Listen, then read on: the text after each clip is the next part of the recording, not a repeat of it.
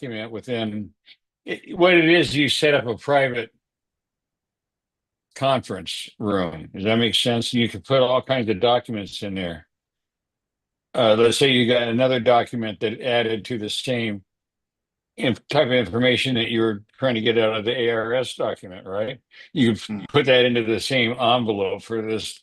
I'll use that term, and it wouldn't go out on the internet and look for information. It would focus on the information you provided. That's all, and you don't have to do anything except have an account and some real basic computer skills. Welcome back to That Smoke Show. We got Clackamas Coot in the house again, and Aquaponics. How's everybody doing tonight?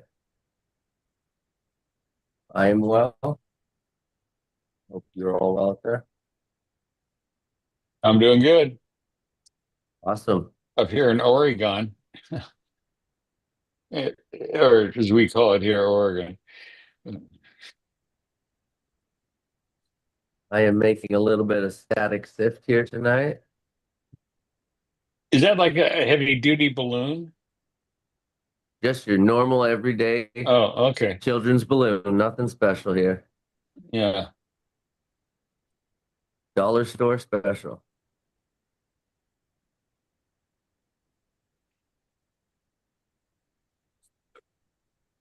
Yeah. I accidentally tabbed Zoom closed and couldn't find the fucking tab. There we go. What's new with you, I don't Coot? know. What's that? So what's new with you? Not much. Just enjoying life and being retired. That's Avoiding pretty sweet. avoiding cannabis. The cannabis industry here, which is as dismal as it gets. I don't know about down where you're living, but pretty sad. And you can always tell the condition of the economy by the signs in the window, because they always advertise the price of the ounce. And yeah, I've seen it hit $30, but I understand that you can get it for ounces for 25. I mean, that's 1968 prices, for Christ's sake. Gonna say I think the cheapest I saw in Oklahoma was $25 an ounce. Oh my God. I don't think I've seen it that low in California. I think most of the time, I mean, I haven't bought weed at a dispensary in so long, but Yeah. because if I need flour, I yeah, don't, I'll yeah. buy from the homies that got good flour, where I actually know what they sprayed on it. You know what I mean? Well, I Uh, can't, what do you call it? One of my students gave me some really nice rosin the other day. It's very chocolatey. What is rosin? Explain that one to me. So So rosin I is have a kind of this plant and like I have fancy a plant I've forest. harvested. How do I make rosin?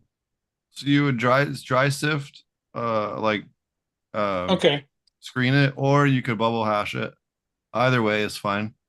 And then take the leftover trichome heads, and then you're gonna put them in a little filter bag, and then press them. In fact, I actually have a video on this. I don't even know why I literally have a video on Okay. this. But you can also squish the flowers. Like you can do it with flour, but you have a little bit of chlorophyll and shit in there. Well, let me ask you a question. Let's say that I harvest some really killer bud like dippity doo. And so I trim the buds, but they're semi dry, not not like you're gonna when you go to cure it, right? But say, how about 75% dry? How's that? Let's use that.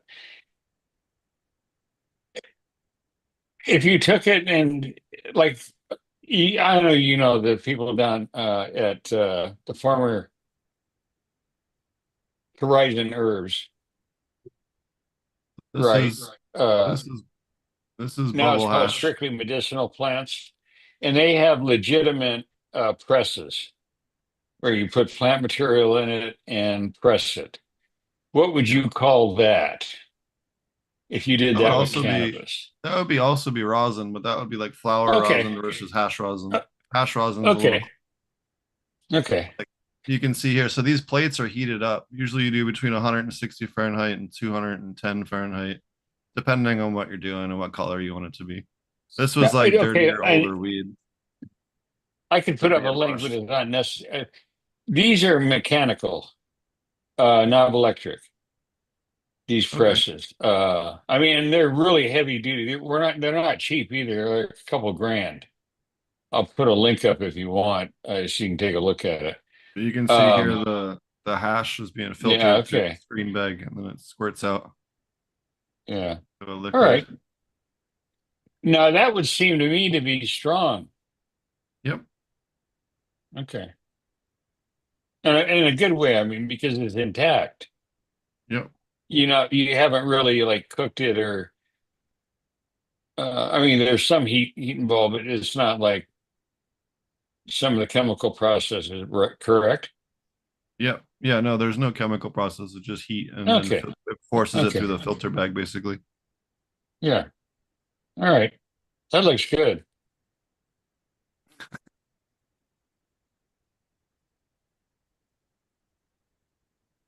Yeah, that's the little video I have on it on my YouTube channel. Cool.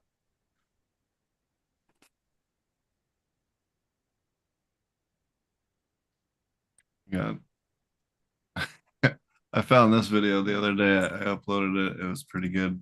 You guys are getting a kick out of it. We were trying to separate the fucking tanks with two backhoes. They were stuck. Jeez. What's that? They're the fish tanks, but Oh, wow. they come shipped nested in each other, so you have to pull them apart, Oh, yeah, and I it's a got you. I fucking got pain in you. the ass. So, are you doing like algae or are you doing actual fish? No, we're doing aquaponics. We're actually gonna we have an Oh, okay. application in with California to raise Sacramento perch. So we'll Okay. if this all works out the way it's supposed to, we'll be able to get Sacramento perch from the state of California, Fish and Wildlife. We'll raise them up from small to adults, and then we'll give them back to them, and then they'll release them. That's the plan, anyway. Please don't tell Brandon this. I don't want him to go epileptic, okay? But over on the Oregon coast in a town of Garibaldi, fishing village, if you will, they have tanks like you're talking about there, aerated, blah, blah, blah, blah, blah, blah. And you know what they're growing? Steve, What? Steve? What? They're growing kelp for human consumption. I'm thinking about, is that the one with microbial collapse? No, that's the No, other that's idiot. Scotty. Scott Oh, Scanlon. yeah, that's Scotty, granola, Yeah. uh, numb nuts.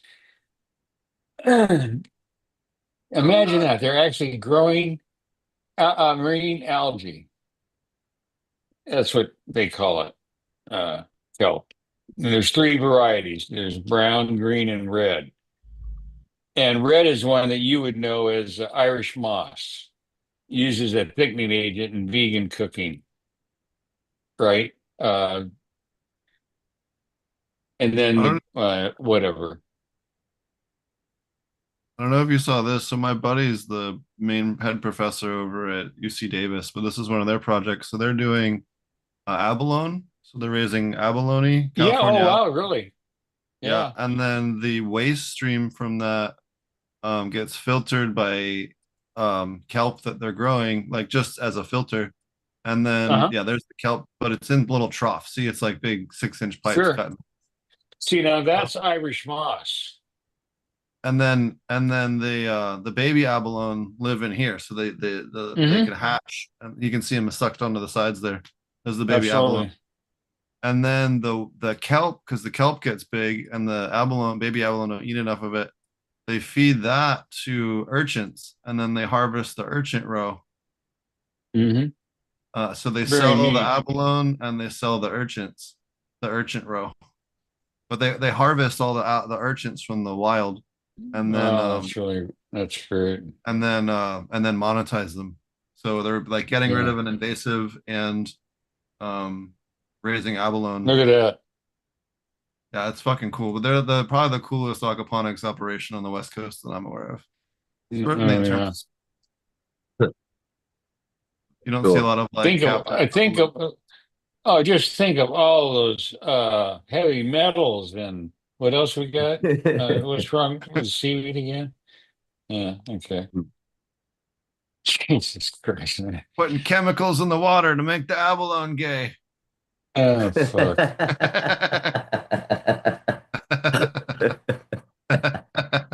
Yeah, in the 80s, I remember T-shirts were going around Southern California, nuke the gay whales, shit like that, and just making fun of everything. Yeah. Are they were they specifically we're talking about the ones from the Bay of San Francisco there? I don't know. I just yeah. We No, I had was always I always lived in Southern California, Dana Point, Laguna Beach, Huntington Beach, that area, South Orange County. all right. I wasn't much of a Malibu up in North LA on the coast, and God, those rich fuckers in Santa Barbara, their nose in the air, Yeah. and then the whole Bay Area thing. Yeah, I can't. Southern California is more surfers and druggies. I mean, that's where the, A lot of the, the people. whole, well, yeah, there's a lot of A lot people. of Yeah. people. They You can get a make a big lot of earthquake. money I'll tell you, in the 70s and 80s, you can make a lot of money on cannabis. A lot of fucking money. Think about it. In today's money, a pound of Thai sticks was $11,500 for How 16 did fucking ounces. my question is, how did hippies come up with the money to smoke dope? I don't even get it. Well, here's Sold how it. they got Sold started. half. There was a group called the BOEL, the Brotherhood of Eternal Love. And there were 13, of course, there had to be 13 members, right? Uh, there was 13 founding members, and I'll get them back. Seven were up with this motorcycle club, want to be Hell's Angels, called the Brotherhood, and the other group were surfers.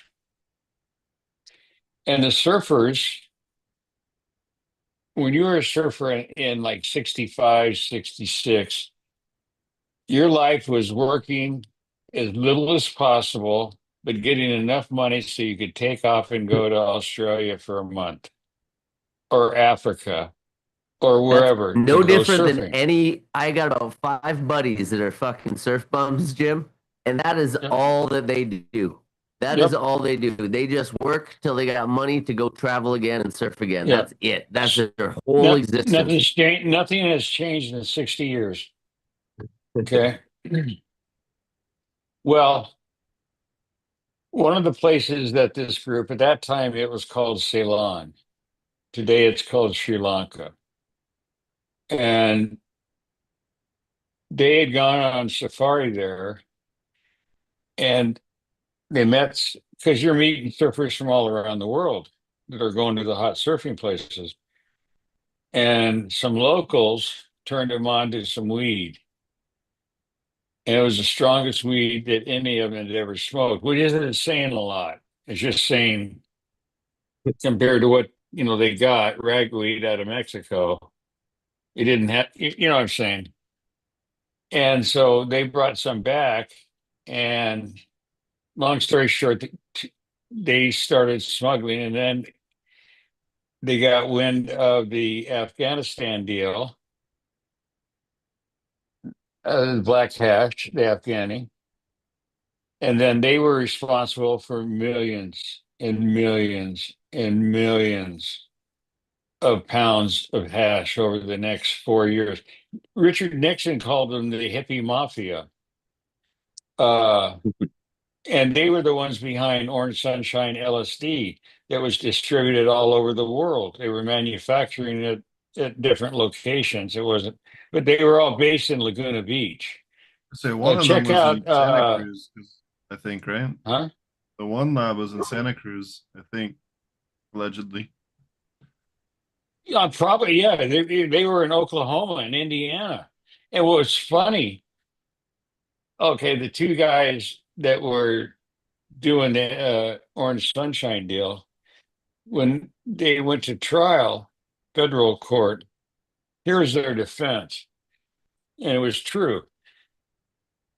But it's funny that this was their defense. So Dr. Hoffman, when he was in search of, had nothing to do with psychedelics, believe me, it was an accident.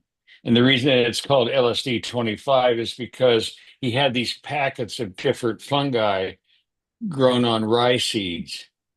And they had harvested the fungi in powder form and put in different batches, put them in envelopes. And he had gone through up 24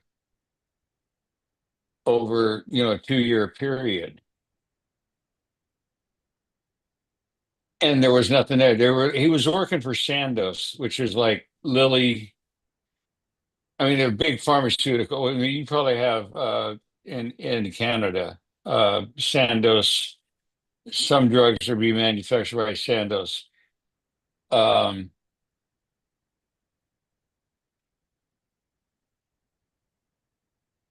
and one night in his huge ass house that he was provided in Bern at the near the Sandoz headquarters, he opened up pack number 25, and the rest is history. Well, there were other ergos in other batches, and one of those was ALD 52. So here's the defense at the trial. These guys are up on charges by Interpol, DEA. I mean, the whole fucking 9 yards, right? They're going to bury him. Well, we did manufacture Orange Sunshine with LSD 25. We used ALD 52. And this judge who had been on the bench like 40 years. Well, you can imagine how far that went. Anyway, and they admitted that they were adding strychnine and speed to the LSD to give it more of a ramp.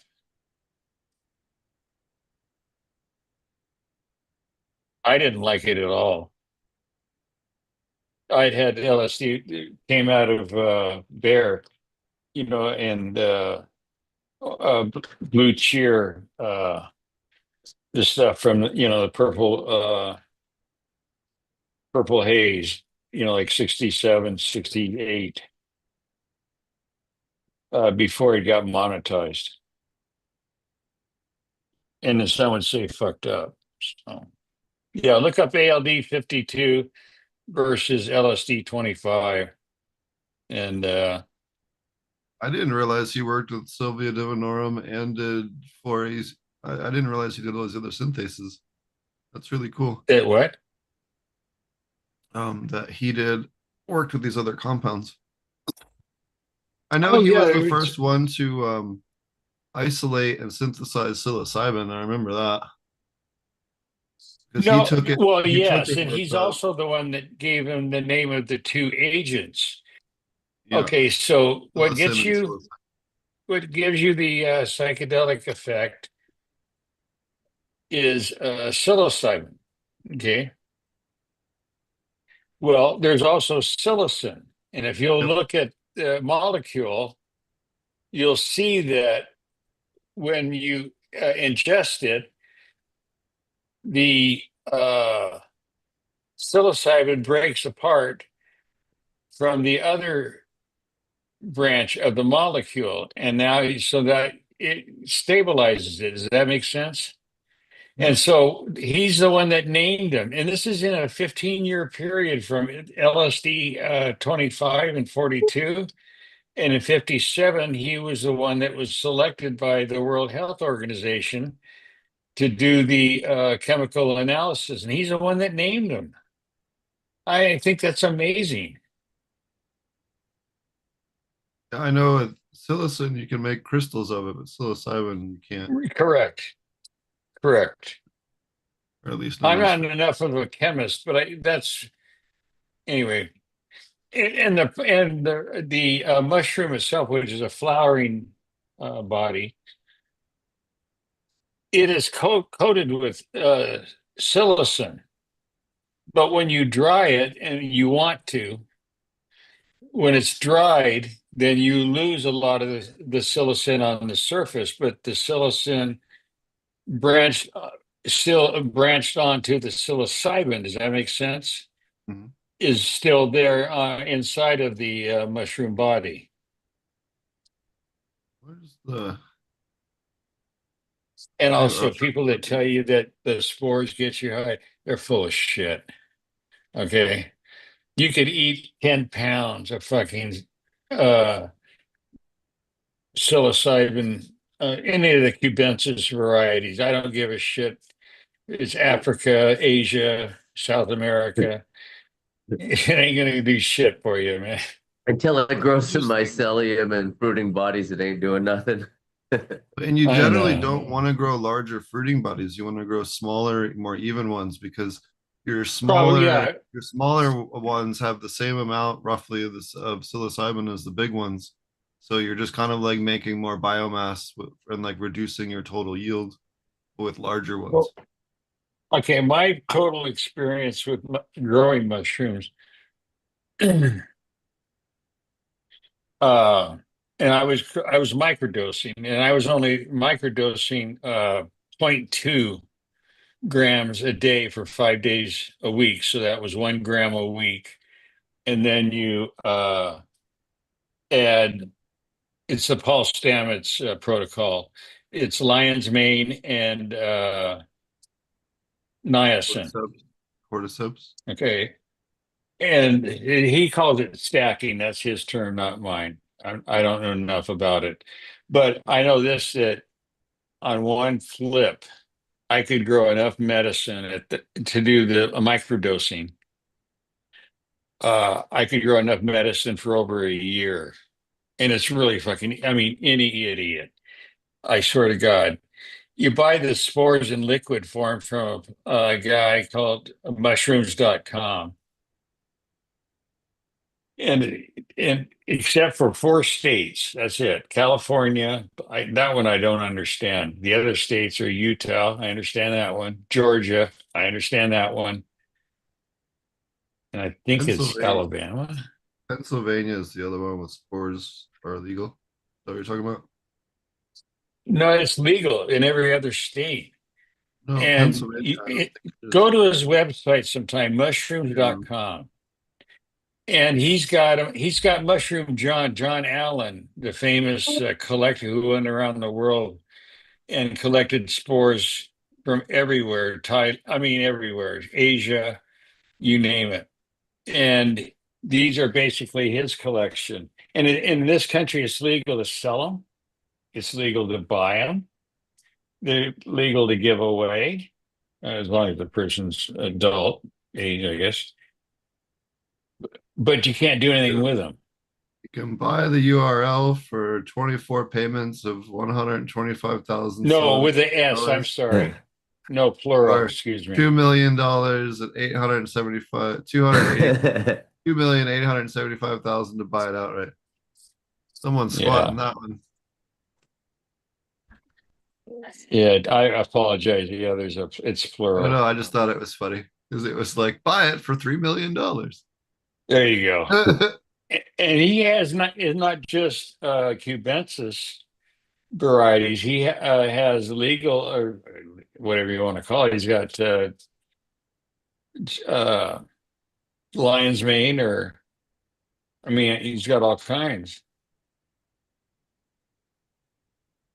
This is the one that I think is the one that I've used over the years, and they got lots of cool ones. Sporeworks, they have tons and Oh tons yeah, of yeah, yeah, yeah. Of course. like all Yeah, different kinds of you're right. cool ones. Where is it here? Yeah, I mean, they're all legal. I mean, they're all carrying the same ones. The only reason I gave you mushrooms.com is that if you get into, if a person were to get into the whole cubensis mushroom growing, John Allen's name would come up. His book is the first copy I ever had was Xerox, stapled together, uh, literally. And I'm not promoting them. They may not be as good as others, but I grew a variety from Burma, and they grew extremely well, easily. Good producers. Yeah, well worth your time. Well, here, this is why I finally found the right page. This is why I like them. So check this out. So they have like live tissue culture, mycelium cultures, but they have Right, like warm right, weather buttons. They have right. shaggy manes. They have reishi. They got lion's manes. They got hen of the woods. They got Okay, do you know the other all name kinds of of cool Hen of the ones. Woods? Like, Maitake. okay. They got black morels. They got Yeah, oysters. They those got are big here. You should have a lot in Humboldt of oh yeah. morels. Yeah, Yeah, I've yeah. been looking. I haven't had much luck. Other cool trick for mushroom hunting, if you where's my flashlight? Anyways, if you here it is. Use your blacklight flashlight. You can Hey, see do me most a of the favor. mushrooms at night. Do me a favor, Chief. Go to mushrooms and look at Burma, So I gotta be the careful with Burmese. which ones I show on here. YouTube is gonna get angry. Oh no, it's all it shows is the fruiting body. What was the name of it? What's type Burma? Mushroom with a plural s.com, Yeah, and then look up Burma. Burma didn't come up anything. Oh shit! Wait a minute. Hmm. Okay, do Thailand. Oh no, Burma's Burma. It's up on the Chiang Mai. It's on the border. None. I have some ties. Koh Samui is the Okay, that island. one right there on the right, the Koh Koh Samui? Samui. Yeah, look at are those That's from gorgeous or up what? north. That's from up north. Yeah. Okay, I'm sorry. Koh Samui is not in the north. Koh Samui is a big island. aren't those gorgeous though? But yeah, those are cool. Now he's got them both as and all the liquid is this. I don't know why people buy them because dried those spores will last years. So they They're have inert until Works huh? as the Burma. Oh yeah, but all the liquid is they just put the spores in water. No, I'm saying I no. mean, The other website has the Burma. That's the Burma that you're talking about. yeah, that's the one. Okay, that's the one I grew. I did the Amazones, and the Amazones are nice because if you run them hot, man, they grow crazy fast. Like I was doing huge flats and I colonizing them in like 7, 8 days. It was great. I'll tell you the one I really grew to dislike.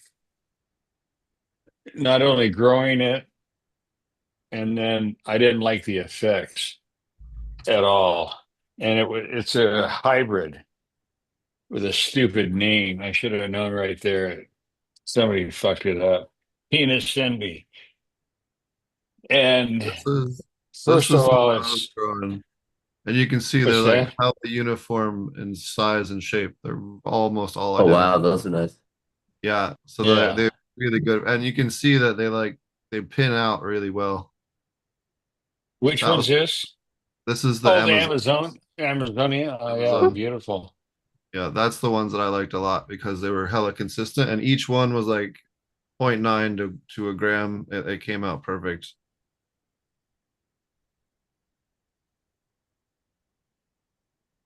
That's my favorite for sure. And I know there's like other ones that are stronger now and stuff, but it was perfect for just munching on. Yeah.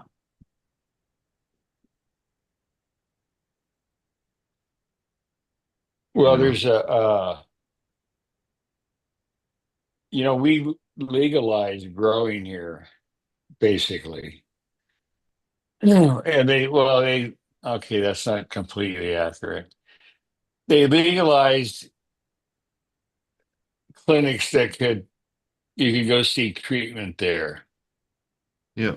Okay, so there's some kind of arrangement legal thing. We didn't follow it completely. I don't really follow the laws or adhere to them either. But meaning that once it gets decriminalized, then the edges keep growing further and further about what's allowed, and you're safe. And the thing is, like, let's say you have a standard 4x4 tent. Okay, and you don't need a big ass light. You don't have to worry about all that crap, lumens and what, all this shit, right? You just need some kind of light, not my shop light. How's that? And you need good airflow. You definitely need that. But in a year's time, and at say $1,000 a pound dried, you could easily make 60 to $80,000 if you have a clue and you avoid the internet websites that tell you how to do something right. Because then you get about 20 opinions. No, no, you got to add kitty litter. No, no, no, you need to, by the time you kind of like the cannabis thing. Um, and so the street price of psilocybin drug, mushrooms, cubensis, whatever you want to call it, just dropped. It is so friggin' cheap. And the clinics went nuts, like $5,000 to get made groovy, moving and grooving into a Mooney's child or something. So uh they're having legal issues because they took a law and tried to monetize it. And I'm kind of glad that they're having challenges, but their everyday person, you can buy the spores legally. Growing a personal use amount is so fucking easy. I mean, honest to God. Yeah, here's here, and I'm almost embarrassed to tell you. I had to go buy it, and I told the people at the farm store, don't ever tell anybody I bought these items. Perlite and what was the other one?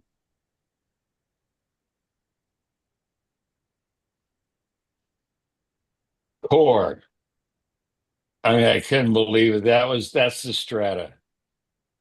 And a little bit of gypsum, put some minerals in it. That's it. That's all you needed.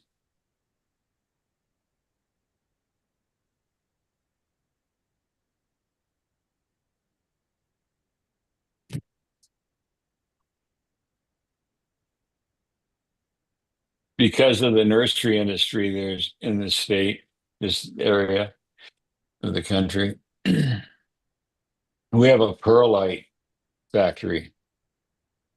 They bring the raw material in and it's basically heated like popcorn. And I don't know how, but they can get it to grow in different sizes. So very little, I mean, in relative, there is a lot that goes in potting soils, right? But the majority goes into construction. Like when they mix cement, they add perlite to it.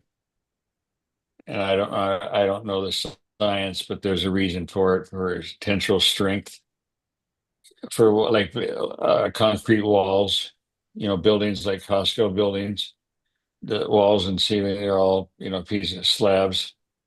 I don't know the science behind it, but that's where the majority goes. I would assume it would probably be used on mixes that you like put on walls and up high, like it would be a weight saver without Okay, decreasing the that makes structural sense. Yeah. without decreasing the structural rigidity of it. Okay. Yeah, that makes sense. That'd be my guess on why they use it Do you know and you where could? they. It's so cheap in Portland. Uh, 4 cubic feet. So that would be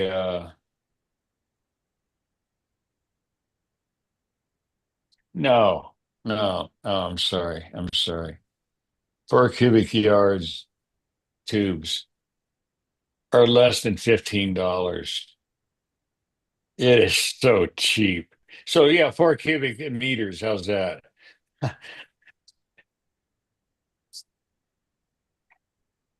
It's a nothing.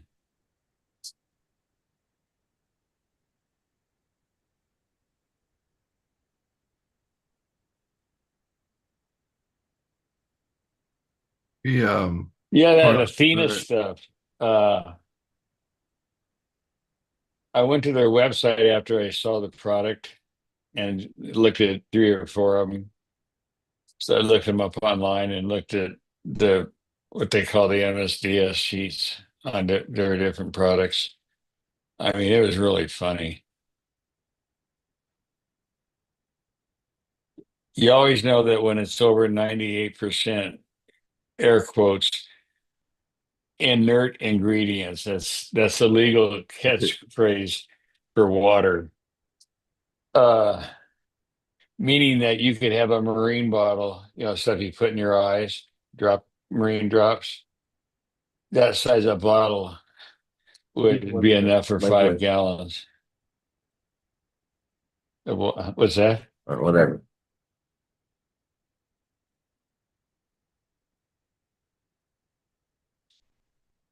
I didn't realize they had a pest control shit now. I'm trying to see what the fuck it is.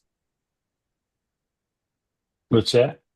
They have a pest control now. That's scary. Oh, Athena? Yeah. Oh, here's how you do it. Can't seem to find the active ingredient on their listing though. You can. Let me show you how. Go to your browser and you want to type in Athena, colon. No, do you know the name? I found it. Oh. Well, anyway, you can do this with any product. You put in the Oh, it's a name as it appears on the 25. label. It's a 25B, so it's probably thymol based or lemon, Yeah. the lemonine based. I didn't see Okay. that Any 25B. with and Google at least. I don't know about Chrome. In Google, you put in the name of the product exactly as it's spelled on the label, and then put a colon, and then a space, and then type in MSDS, Material Safety something sheet. Yeah. Okay. Oh, here And it hit is. enter. I found it. It is peppermint oil, lemongrass oil, geranium oil, and citric acid. Yeah, Yeast, nothing. purified water, sodium, benzate, potassium Yeah, sorbate, that's a stabilizer. Yeah. wetting. Yeah, wetting. Yeah. So, Now, if you went to a company called Oregon Naturals, you could buy every one of those products, at least eight or nine.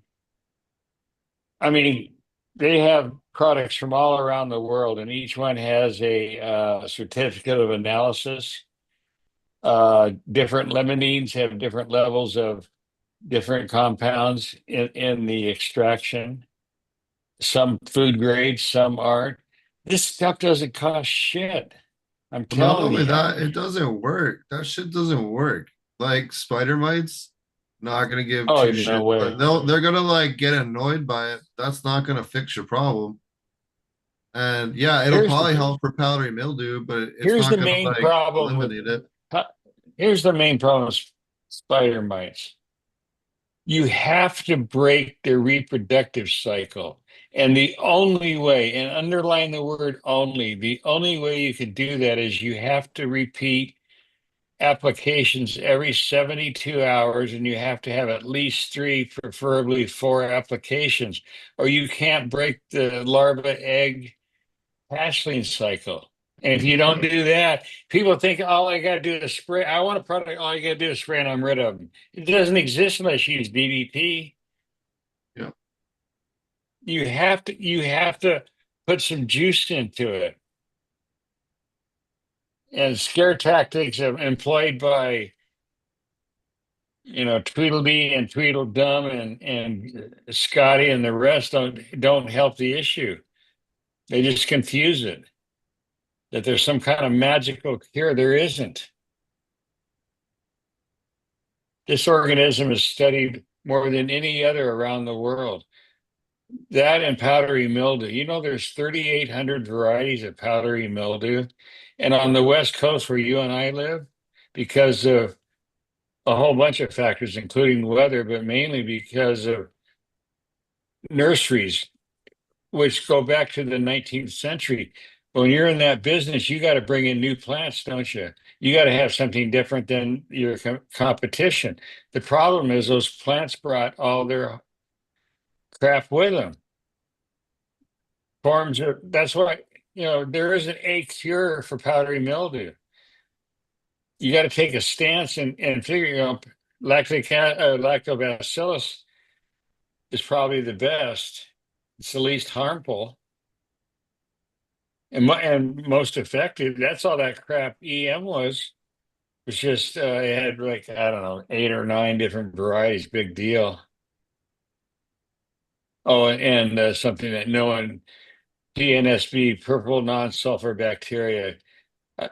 Have Scotty describe that to you sometime. You can grow that. It's actually really good I for getting know, rid of algae for ponds. So I say you have know. like the single cellular algae in your koi pond Right. that like just clouds the water, makes it all green. Or the hair algae, it works really good for both of those. There's a really good product that has the seed culture called PNS ProBio if you want to be lazy, but you can make it as well with Right. fish sauce, MSG, and egg whites, and mix it together Right. and put it in the sun, and you'll get some. Yeah. Um, but yeah, I use it a lot for getting rid of algae in aquaponic systems. Hmm. Works really good. And you can buy a bottle of it and make like 1,000 gallons out of that one bottle. You know what I mean? You can culture it. You t- hey, you're preaching to the choir.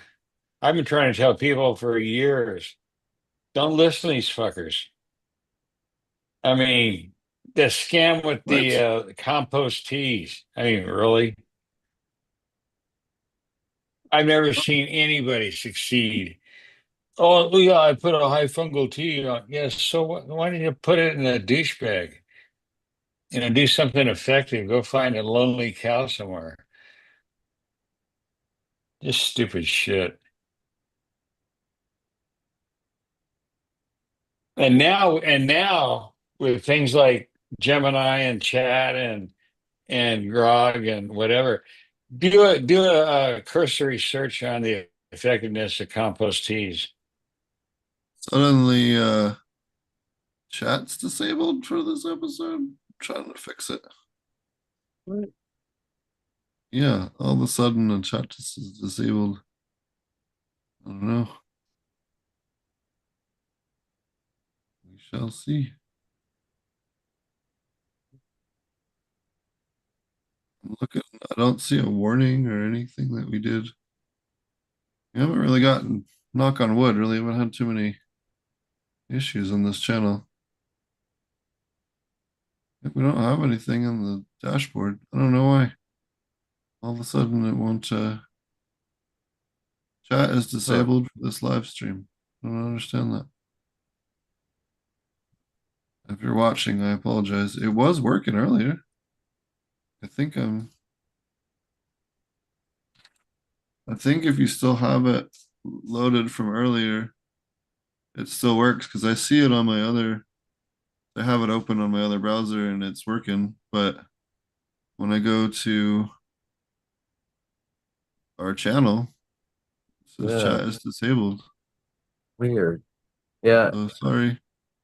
I don't that know is what the hell that's about. disabled to this live stream. Hmm.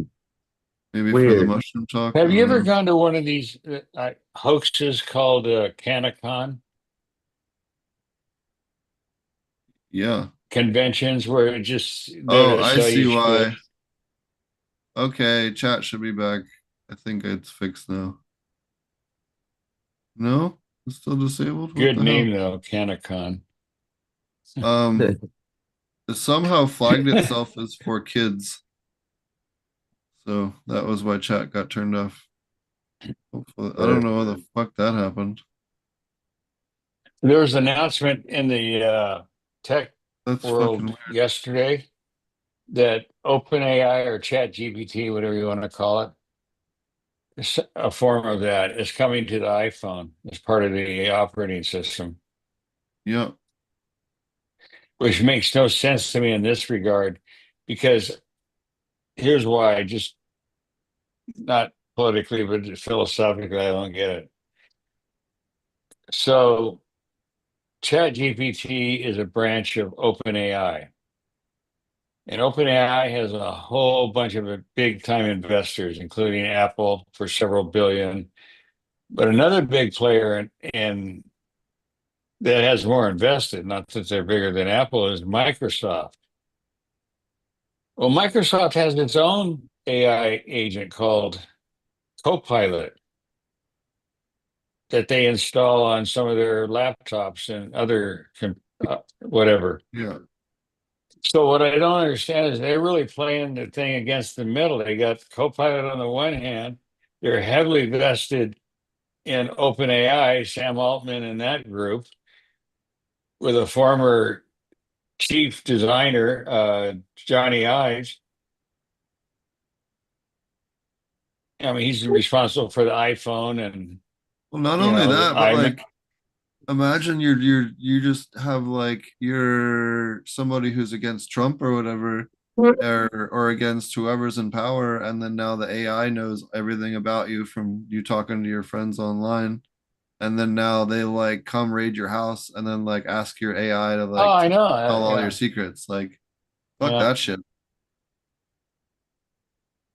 You know what I mean? Like I said earlier, FAFO. Fuck around and find out this guy was a Nazi the first time he was in office. You It is know, funny to just see grabbing Elon people off the threatening. street. It was funny to see Fuck. Elon threatening all the congressman this week saying, I'll pay someone else to primary you, you assholes." That was I know. I fucking great. just Well, the and guy even old operates like a Elon's crime been boss. even old Elon's been let down because they're not even going through with this Doge work anymore. Yeah. And then the fucking the spending's going up as it is. So like Yeah, and then they want Did to you it's see get the rid of the piece debt in the limit New now. York Times about ketamine and drugs that this guy took on a daily in massive amounts? I'm not a purist or a It was on Puritan, that man. I mean, Hunter S. whatever Thompson, blows your hair back, right? But god on that damn. on that Hunter S. Thompson focus train, you know. Yeah.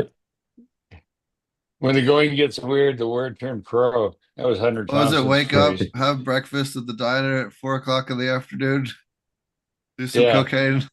I forget. Yeah. I remember his routine, but it was That's fucking the awesome. I know this sounds weird, okay, but I had a problem with heroin in like 72, Asian heroin stuff. Okay, and it really made an impact on me that white powder wasn't good for you. So by the end of the 70s, when the country got jolted into cocaine, it was you weren't cool if you didn't do coke. I mean, if you didn't get an 8 ball on Friday night, you're just a wuss, right? Like that's what everybody needed. What I never understood was I'd watch these guys get an 8 ball and then kill it with $10 worth of beer and 2 packs of cigarettes. I just never, it never made sense to me.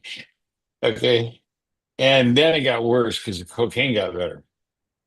You had Peruvian rock and Bolivian flake, or was it the other way around? One of them was flake and one of them was rock. I don't. If you took all the coke I ever did and assessed it at $100 a gram, I couldn't even fly to Seattle, which is like 100 miles away, right? It wasn't ever part of my, because I got cured of it with the heroin deal. So that when the cocaine came around, hey, with heroin, you get to a certain point, your body goes, all right, good night, asshole, you're done. It's over. But with coke, man, it's like, oh, I need more. No, no, let's just do another line. Oh, no, no, no, no. No, I got some, and it just goes on and on and on. And then the next day you feel like shit, this absolute shit, and you realize, wow, I blew $300 last night. Huh. As long as you had a That's good why time. that's why I don't do coke. It makes me an asshole the next day, and then Yeah. I just don't I, need to deal I, with being an asshole. the one time I really did an amount, okay, this was the cocaine experience. I thought, this isn't any better than fucking whites, Benzedrine I tablets, I do have a you know. funny coke story though. Really funny coke, and I don't know if I've ever told this story online. I might have. So I have two buddies of mine, good friends of mine. We grew up together there, and would like rent their uncle's house. He was living overseas for a while, and we would have like big parties there in North Philly. And so one day I come over and I got allegedly a couple bags of weed, and I'm like breaking out blunts and helping people with the eighths and half ounces or whatever else they needed, quarter ounces. And so I'm doing my thing, and when I get there, my buddy comes down the stairs and he's tripping balls on LSD with shot, and he's got Hmm. a loaded Benelli shotgun in his hand. And I was like, hey, Jeez. let me think. I was like, hey, I'll just use his first initial. I'll be like, hey, B, why don't you give me your gun there? Like, you seem a little bit intoxicated. That might be a bad idea. And he's like, you're right, dude. And he gives me his gun. He's like, here, take this. You're sober. I was like, all right, good. Like, problem diffused. So I put it in the kitchen behind like my chair, which was in the corner, like like a round Hmm. table, and then put my Hmm. hoodie over it so that if someone walked in, they wouldn't see it. It was like out of view. You know what I mean? Between the chair and the Sure. hoodie, they couldn't tell it Sure. was a gun. So uh I was talking to this chick, and then I was helping different people with their weed needs, and then we would go downstairs to smoke, and I'm still talking to this chick, and like wasn't really flirting a little bit, but not really. But anyways, enough for this other guy thought that she was my girlfriend. And so we go back upstairs, and the other dude's like trying to impress this chick, like because he's really into her. So he goes out to his car and he comes back in with like a quarter key or a third of a key of coke, and a big backpack and like a Bowie knife. And he like sets up in the living room table, and he's like breaking out lines for people, trying to show off. So he like makes a big line, and this chick thought it was for her, the chick that I was talking to. So she did the line, and I'm in the kitchen, like on the other side of the wall that's separating the two rooms. And he like flipped out at her and then like threw her up against the wall and had like the Bowie knife in his hand. So she screamed bloody murder because she just like did a line and then got like thrown up against the wall and a knife shoved in her face. So I'm like in the kitchen just doing my thing, and I hear this chick scream. So I stand up to go see what's going on, and then I'm like, oh yeah, if this is a bad situation, maybe a good idea to grab the shotgun. So I turn around, grab the shotgun, come back around the corner from the kitchen into the dining room, and the dude sees like he's got like her up against the wall, and he sees me with the shotgun. He thinks he's about to get cut in half, like because like he thinks he just fucked up messing with my girlfriend or something. So he runs Ah, out the door, leaving behind like a pound of weed and like a quarter key of coke, and we partied the whole rest of the weekend thanks to that asshole for free. But that's how you accidentally rob a coke dealer at gunpoint. Like it can happen. hey, I saw stuff in the early days when first of all, you had a bunch of punks like me that were making stupid fucking money with no history of that. You didn't have like older brothers or whatever, and so you just had all this money. And look, the DEA got formed in 72, 73, right? Well, by 77, they hadn't even finished picking up window treatments for their offices. They were toothless. They didn't have anything going on. But when they hooked onto cocaine, there was so much coke flowing in from Mexico. You didn't have to be good, and you were going to get, I mean, look, you grab 100 suspects on the Mexican border going north, you're going to get at least 5 cars, right? Is that are going to get you a headline? How's that? Big enough of a hit. Hey, now this was just last week. 250 pounds of cocaine. Are you kidding me? One guy I mean, 250. I mean, he's going away forever. Mandatory. And here's the thing with federal. Now, states really fucked up with federal. Let's say you get like that. That's a mandatory 20. Okay. Under federal law, the best you can hope for is only doing 80% of your sentence.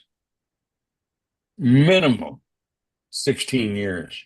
Minimum. Yeah, we had this one yesterday. A lady got busted with 2,500 pounds up in Siskiyou. Oh, weed. Oh, wow. Yeah.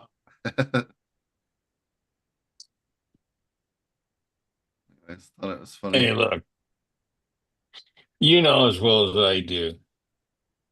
Okay, the original OGs are my age or older. They're Yeah. dead or retired. I mean, they're out of the deal. They made their money, kept it or they didn't. I mean, come on. But they had years of practice of pissing away money, and they knew how to do it and did it. And then one day it wasn't fun anymore. When it got legal here in Northern Cal, it was so friggin' wide open, and the price dropped 80% the first year. Fuck. They really cracked down in Oklahoma. Oh, really? Yeah, they half the licenses are closed now. And they're making it a pain in the ass. You gotta be licensed to work in there now and everything Oh, to else. even work in one at a Yeah. farm? Yeah, like Oh, Colorado wow. has a badge system. They got the same shit now in Oklahoma, and it's fucking annoying. The Republicans actually, I was gonna bring this up. Do The you hear about Texas? Yeah, They're outlawing everything. Well, well, except for some minor exceptions, but so this man, they're this got cracking put down forth by hard. Republicans today.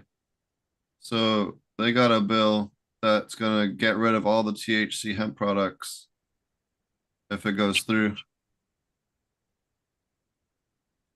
Completely get. I mean, it would destroy the hemp market in the United States completely. Yeah. Yep. Well, like I said earlier, FAFO. Yeah. It'll be interesting to see. I mean, it'll boost the black market a bit. Of course it will. It will. That's hey, in a state like I don't know which I'm sure California has better laws than we do, but even here, the law goes, and there's other states have Colorado's much better, but even still here, 4 plants per household. And there's no law about the size of the plant. Now, there is a law here how much you can have on your person. You're limited to 24 ounces. But whatever. I don't want to get into that. But for plants, I mean, if you know what you're doing and you don't listen to assholes at weed conventions or you know YouTube videos. Um, Yeah, fuck those I YouTube mean, video people. if you can't pull 5 or 6 pounds outdoors per plant, then you need to get a new line of work or a new hobby because this may not cut it for you. I'm not No, even good and I can do 10, 12 pounds without even breathing hard. right? I had I went to this one grow one time in Oklahoma, and it was a cow pasture, and they had mowed it real short, and then they went and just took like a post hole digger in this like super cow compacted field and like post hole dug the plants in. It was 4 acres, and they just had a guy who full time, 8 hours a day, just watered the 4 acres by hand with a hose. And I was like, holy fucking shit.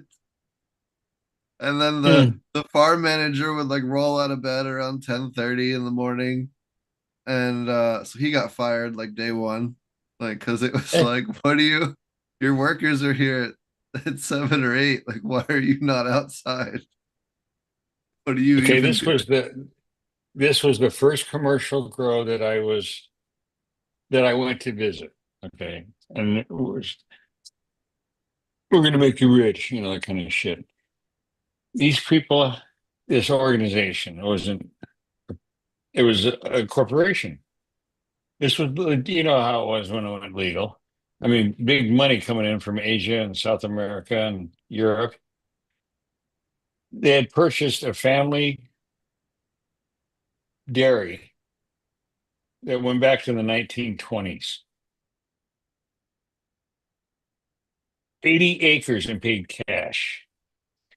Now, what came along with this, now it wasn't a dairy anymore, but it had all the structures. And so that was going to be their grow rooms. Okay. They had a 3,000 square foot facility for drying. And this was the emerging era of the high quality LEDs. Okay. So I went out there and looked at it, and looked, all the equipment was stacked up. It had just been delivered from, it doesn't matter. Okay. I mean, we're talking tens of thousands and thousands of dollars. And here's my experience with them. Well, could you help us with any cuts? I said, yeah, I'll give you some cuts. So I gave him, I don't know, it was like 25 or 30, whatever, and I put them in aloe vera gel to transport them out there.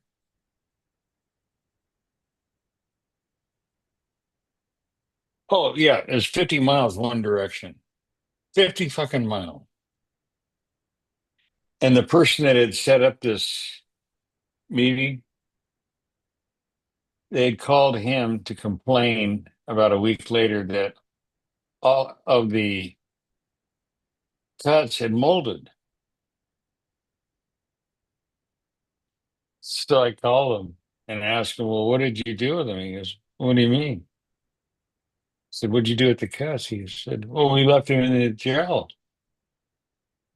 I said, you didn't put them in like strata or a cube or something? Oh, no, we thought we'd Yeah. just root them in that. I'm like, oh, okay. Well, long story short, they never hung a light, never hung a light. And we're into this for tens and tens and tens of thousands of dollars. Not even counting land, just you know, the construction on these. Oh, they were going big. They were going fucking big, and they bought this soil of it in bulk, right? A name I won't mention. And I was almost hysterical at that point. I thought, boy, this is like a disaster in the works, you know. Never hung a light. Good barbecue though. Went up to their house. I asked him, had either there were two guys that were the front guys, right? I said, have either of you ever grown? Well, no, but I visited friends that grew. Oh, okay. I got called as on a consultation in Oklahoma, and I come out there and it's this like $2.5 million like really nice steel tractor barn with all rigged up with fancy grow lights and Right, everything. And right. this guy had like a whole award thing where he had won like the Oklahoma County Fair tomato something category, whatever the fuck, like Yeah. a fuck ton, right? So I go there and Yeah. it's all these huge 5 gallon plants that are like 10 feet tall in the in this fucking tractor barn. And I was like, well, why did you not flower these? And he's like, yeah, we don't know why they don't go into flower. Because I keep telling my dad, I think we need to change the light timer, but he won't listen to me. So I had to, I brought you here so to like settle the argument. And he's like, well, and then his dad's like, well, I grow Uh, plenty of tomatoes and they flower fine at the 16 hours and it gets us more. I was like, yeah, but like this isn't. He's like, well, I heard growing weeds like growing tomatoes or whatever. And anyway, so I had to have him switch him to oh, 12, that was. 12 You and know how everything. that got But started? it was like it was so fucking ridiculous. It was like you just spent an ungodly amount of money to build this barn and you don't even know how to fucking flower the damn thing. Here's how that whole thing, that myth got started.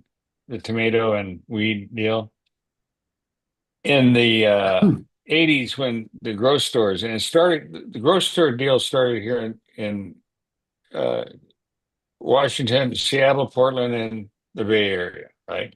That's where the whole action was. You went into a grocery store, there was a sign there, do not discuss cannabis.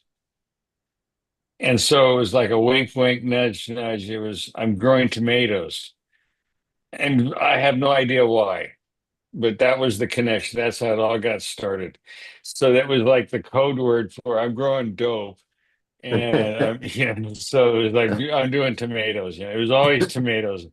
And so I being the smart ass that I am, I'd go in and say, "Well, I'm growing succotash." No, I want what? Or squash, or something off the wall. So yeah, but I tell you how bad it used to be here. You would actually, some people actually would take a taxi to the store, or they would park their car up the street. I mean, the paranoia that you were going to be followed, That's why you know, everybody would buy their grow lights at the pet store where I was. They'd buy their thousand, right? Yeah, four, exactly. here's Right. 8,000 watt grow lights for Yep. your Yep. coral propagation tank.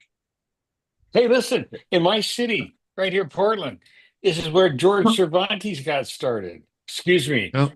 Jorge Jorge. Cervantes. Yeah. Before it was George, and after, anyway, so yeah, Cervantes was here. Um, the magazine sent to me at Tips. They were down in Eugene, and he had a grocery store. That magazine, Tom Alexander. I know you've heard of him. Oh yeah, no, He he had a was one of magazine the called first Growing guests. Edge. He After, was one of my first guests on my show. He had Amelia tips and what was the yep, other one? yeah, Yep. yeah, that was yeah. I did an article in there in let's see, 1989 in Sensory Tips on Asian, Central Asian strains. And then there was that group up in Canada, overgrow.com. They were a part of Stairway to Heaven Cultivation Seeds. TV, cannabis cultivation. What's it? Yeah. What's Emery's media company up there? Oh, Mark Emery. Yeah. Are you talking about Mark Emery? Cannabis culture. Cannabis Yeah, culture. Cannabis Culture. Oh, yeah. Magazine, yeah. Boy, they went down the tubes hard. I mean, really hard. And then High Times turned into a real joke. Uh, Jesus Christ, man. High Times has Danny a new owner Danko. every Can three I can years. I see can Problem. I see the birth certificate on that? Danny Danko. You know what's really funny about that? The guy who was okay, so Danko was the publisher. And for several years there was an individual who was the editor. Okay. And when he left the company on good terms, he married up to a strain and became the darling of the High Time Cups. Isn't that amazing? Oh, you might know him, Kyle Cushman. Just thought I'd help you out there. And a strawberry yuck or whatever it's called, you know. And his veganics. Let's not Oh forget the yeah, great yeah, yeah, yeah, veganics. yeah. Oh my God. Oh, oh, oh, Yeah, yeah. I can't stand the veganic shit. And it doesn't work either. We did do a run of tomatoes with it at the aquaponics source, and it just didn't Yeah. didn't fucking do well. You know, you and I talked about this book, the book that I read, and Well, I'm he not trying to pose myself as an expert, I'm not, but this is around 90, 89, 90. Was what's his name? Hydroponic food production. Resh? Dr. Resch. Yeah, yeah. That's, I mean, if you're going to do hydroponics, that was a legitimate source to go to, not related to cannabis. As soon as you put the word cannabis in front of it, you're fucked. Because There's then a you new got some edition actually. idiot. There was a new edition this year actually. I was thinking about buying it.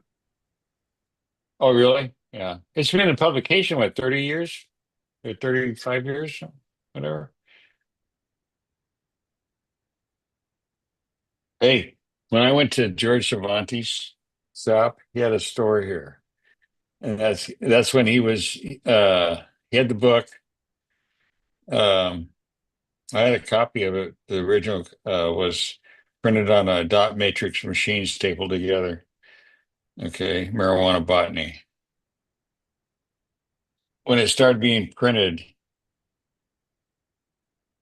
is when he started throwing the ads in there. So he'd be reading the book, and here's an ad for Fox Farm or Dynagrow or, you know. Oh wow, they changed it complete. I have the really old version of that. God damn. I mean, wow. It was like turquoise color. Let's see. You probably doesn't even exist anymore. Yeah, it was Oh, kind of a aqua it was greenish green. Yeah. color. Yeah. Hold Yeah. on. I think it's still listed on here somewhere. Here it is. This Okay. one. That's the one you're thinking of, right? This one. Yeah, that's it. That's it right Yep. there. Yep. That's the Yep. one that I Yep. bought Yep. originally too. Yeah. Yeah. But the new, it's the same thing. It's the eighth edition. Sure. Um, Well, it's, but if you're 30 into years like later. aquaponics, hydroponics, like this is one of the best books to have as a reference guide. Yeah, absolutely. And they also, what's funny is everyone always like, oh, you can run UV sterilizers and stuff on your stuff. Well, he has a whole chapter about how it degrades my nutrients in the water And in this book. So it's one of my favorite ones to cite when people want to have that argument. But it's not cheap. The hardcover version is 329 bucks. 329? Yeah. Oh, okay. Well, I mean, eighth edition, that should tell potential customers something. I mean, eight So editions for a the book other like that, one, you know? you should get this book too if you want another good reference, a good reference book. So this is like awesome if you're making terpene, and then he has a new one on flavonoids, which I need to buy. Um, All but right. the Very good. formidable book of flavonoids and the exceptional book of esters. Oh, this one's not out yet either. But yeah, these are amazing books. It has Oh, like these are books that everything. are scheduled for release, No, or no, this one's out. I own this one. This one, I oh, guess, okay. just came out. And then this one is not out yet. But Mm. yeah, they're fucking awesome. I use these for making custom formulas for edibles and stuff for people that have like Uh-huh. specific wrong with them. But it has like all the white papers for each terpene that's useful for a particular health problem or Yeah, medical has a medical paper on it.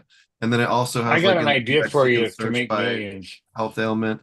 And then it also has all the other plants that contain it too. So even if you're not using it for cannabis, you can still use it as like a hey, this terpene is also in lavender or whatever else. And then Hmm. it still applies chemistry wise. So yeah, super, I got super a books. I got a suggestion for you. If you could take that science there and create something that you could spray on broccoli and make it palatable, you can become a millionaire. Okay. Make it taste like cheese. Make it a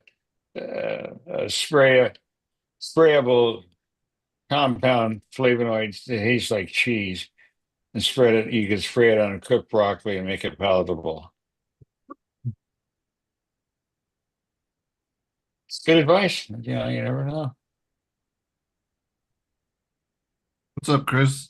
Hey, hey, Chris, were you around in the days when the myth was floating around cannabis world? Actually, it probably predates you. That you could flavor it by adding things to the soil, like, oh, you put orange juice on the soil, man, it'll make your buds taste, yeah, uh, yeah, or lemon juice, yeah. That there you go. Add some acetic acid. There you go. You dumb fuck. So I met Jorge, and he right away I was saying what I was like, so you're from Southern California, so you're Mexican, right? And he goes, no, man, I'm not Mexican at all. He goes, I came here and they just started calling me Jorge and everything, and I just rolled with it. That's here's his story. He Yeah, comes from a company, a little tiny town over on the Idaho border called Vail. Not Vail, Colorado, where money and Mercedes. Vail, Oregon, which is like, think Barstow on a bad Saturday night. Okay. And he came to the big city. His name is George. George, what was it? No, fuck. Anyway, he got a job in the nursery business here. I mean, you always need a strong backs in the nursery business here. I mean, you're Of talking course. nursery business here, like a big operation like uh okay, Monrovia Nursery. They sell over 400,000 plants a year, as an example. Okay. They do over 10,000 cuts a week, cutting and processing into clones, if you want to call it that. Okay. Because you read his book, and if you know anything about the nursery business, you go, okay, yeah, that's how you do it. Oh, sorta, kinda. And he's the one that picked the last name. Uh, and that because he's like Irish. He's a short little fuck, man. He's like 5'5". Okay. You met him. I Yeah. mean, am I right or wrong? He's maybe Hold five on. seven. Where's my Huh? where's my phone? Okay. Where's Anyway, my phone? okay, he was George Cervantes. And there came a time in 1988 when the DEA took down every grocery store in America at the same exact time. It was called Operation Green Merchant. Okay. And they went after him. Why? Because he was a big advertiser in uh, High Times magazine. That's how I learned about him, to buy those lights from Holland, the PL lights. Uh, they were the first professional lights made for greenhouses back in 75. And he left the country as the feds were after him. And he came back after the 7-year deal. your what do you call it? Statute of limitations. When he came back, he had added Jorge. He went from George to Jorge. Why? Because it had more zing. It sounded more vato loco, some street gangster, Jorge Cervantes. Okay. Oh, I know. Yeah, I met him. Well, anyway, I did business with him. He's the first guy who went and bought commercial lights. Okay. And he was right on Powell Street, right off the 205 freeway here. I know the place well. And then he Yeah, was he's a white gone. dude, big time white Yeah, dude. no, he is.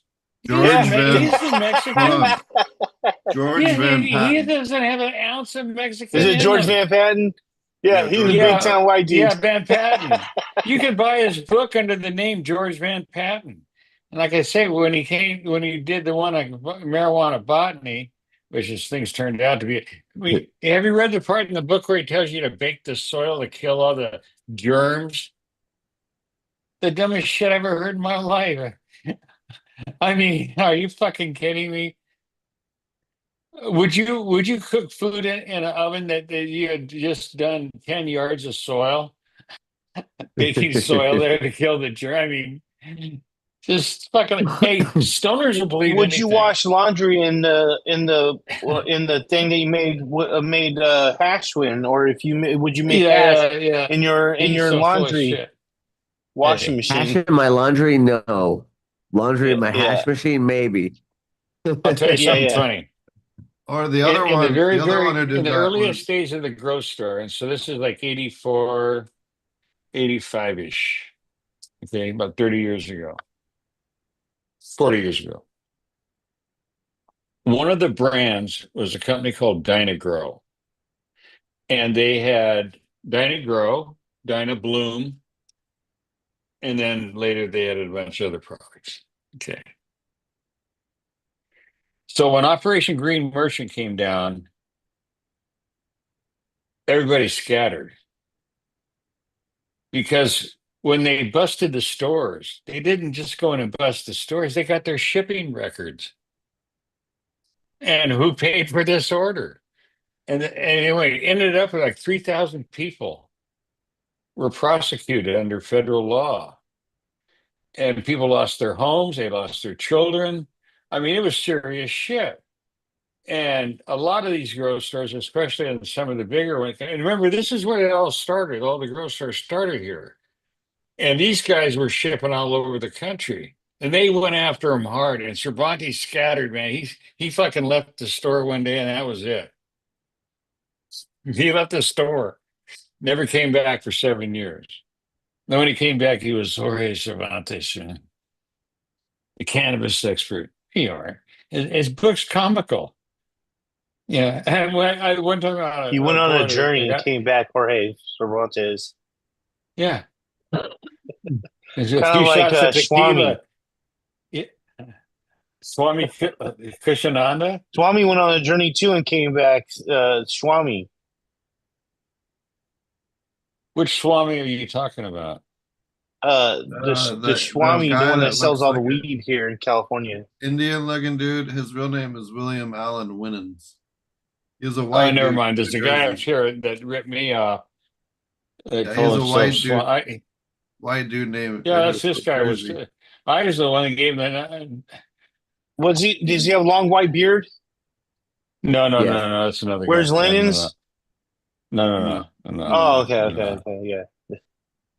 I can't imagine there's too many Swamis.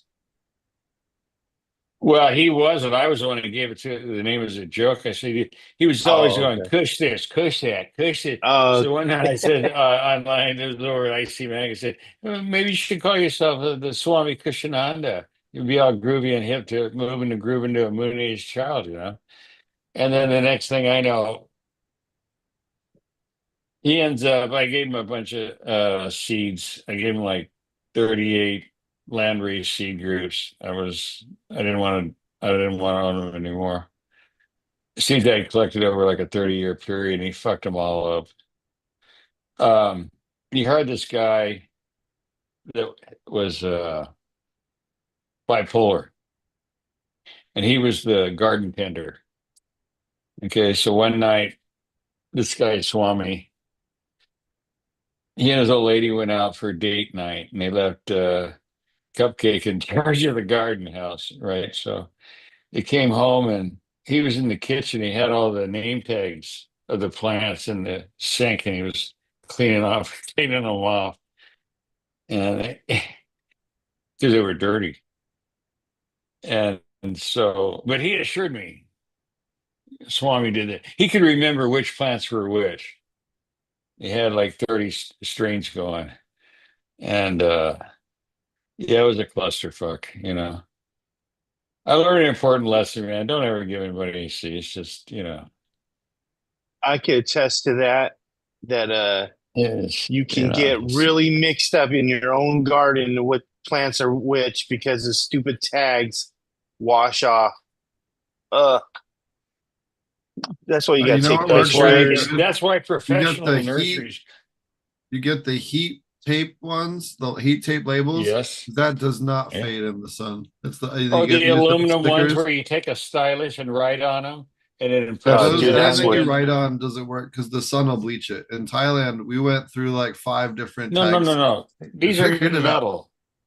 No, Metal. You see, these say are metal, and you write on them. They're like foil, and you write on with a stylus, and that'd work. Princes. they use Yeah. all over the professional nursery thing.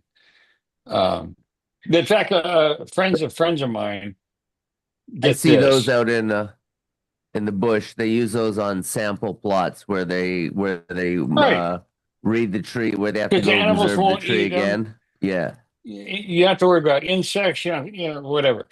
So these friends of mine, this was in California, like the earliest, like in the early 80s, 81, 82. And they had a big outdoor grow, and that's when you were getting like 32, 33, $3,400 a pound. So there was a big incentive to grow a lot of weed. Um, so they get ready to go out for the big harvest, and they get arrested. What had happened is that they had stumbled on the plot, law enforcement had stumbled on the plot, and all these plants had these metal tags, so they ran fingerprints off the tags. So they Oh had their man. names before they even arrested. I mean, they had their names on the tags off the, you get the idea. So Oh that, Jesus. so yeah. I It's bet you that just, was some genius's idea too of to course, fucking no because the there's a genius big no the difference, genius cop. Check the fucking tags. They yeah, probably got their fingerprints all over those motherfuckers. yeah. Uh This was not the brightest group of people in the earliest days. I mean, it's like, look at all this money we're making. And it wasn't cared right. I mean, it was just garbage. But that's where all the name shit started. That was, like there was Thunderfuck out of the supposedly the bikers, Hell's Angels up in Alaska. All the good stories, man. yeah, Then the what years did that start the names start coming? Because I 80. mean well I know that there hold on. Well, we know there's Acapulco Gold, Red That was a Lebanese. song. That was a stupid pop song, Acapulco Gold. I mean, it was just, hey, we were kids and it was really exciting, man. It was talking about weed. Oh boy, oh boy, oh boy. I started smoking in 66. So that's what, 59 years? I've Yeah. never, and I lived in Southern California. I've never saw quote unquote, and I'm really doing heavy on the air quotes, Acapulco Gold. It's just a fucking myth. Was it the Roadkill Skunk? Oh, RKS. Let's do it right. Come on, you gotta use the right phrase, man. The RKS, man. Yeah. Oh, the Ortega I cut. got Gotta the do the real deal. Ortega cut, right? None of you guys Yeah. got the real deal. I got the real deal. Ah, Yeah, I got the jeez. yeah, yeah. David Watson died a few months ago. Yes. Uh, the one responsible for the whole. That's the only time I ever bought seeds was once from Neville. He had a company called the Seed Bank over in Holland, and he's the one that hooked up with Watson early, and he got Watson sold him the Northern Lights series. There was 5, 7, 9, and 11, and two of those were seeds, and two were cloned. And I don't remember, and I don't really care. But Northern Lights ended up in every fucking strain known to God. Because the NL5, And basically everything at this point. NL5, that fucking thing. Well, Hayes, and this is what I never understood about Watson. Excuse me, Sam the Skunk Man. When Hayes first was being promoted, it was these strains, right? I don't remember. It was Thai and Colombian Gold and Acapulco Gold and all this crap, right? And then over the next 30 years, kind of depending on what was popular, things got changed about what was in Hayes. But back in, this is like 88. So Neville had a catalog called the Seed Bank. You can find it online. Nevel is, I forget his last name, but anyway, it's called the Seed Bank. And one of the strains there was Hayes crossed with Northern Lights #5. That's the only time I ever bought seeds was for those seeds. And it was the Maker is last his time. last name. Maker. Yeah. There you go. That's the only time I ever bought seeds that cured me. Fuck this. Because in the catalog, oh, you use body control. It's so strong and blah, blah, blah, blah, blah, blah. Yeah, it was all right. I didn't, nothing to write home about. I never bought another seed. Yeah, there he is. Yeah, the seed bank. There he is. He died a really horrible death. Like, I mean, Oh, some kind really? of What like happened to him? radical cancer, blood cancer thing going on. Ah, Really? Yeah. Well, he was asking for money. I know that at what do you call it? At IC Mag, the big cannabis website. Yeah, he's the one that he had Early Girl and he had Garlic Bud. Uh, everything had Northern uh, Lights 5. Hayes, Northern Yeah, Lights, there's the Haze. Yeah, there you G13, go. Neville's Hayes, G13, n- which it wasn't. Northern Lights Hayes, He was Super Silver Yeah. Australian. Haze. I didn't know he Yeah. was Australian. Oh man. Yeah. Yeah. And Neville Skunk, few hybrids he's best Yeah. known for. Sewing maker. Yeah. And his breeder was Baba Shabi, something Baba Shabi. Anyway, he ended up with the clown over in Spain, Arjun, the king of pot, or the king of weed. I don't know, King greenhouse of seeds. Cannabis. King of Cannabis. Yeah, what a clown. Well, Mark Emery was one of them was the prince of pot, and the other one was the king of cannabis. And God, I don't remember or care which one was Oh, which, Emery but was a prince. Emery was a prince, and okay, Mia was the yeah, queen. Mila. yeah. yeah, Mia's the queen, and Mila. Yeah.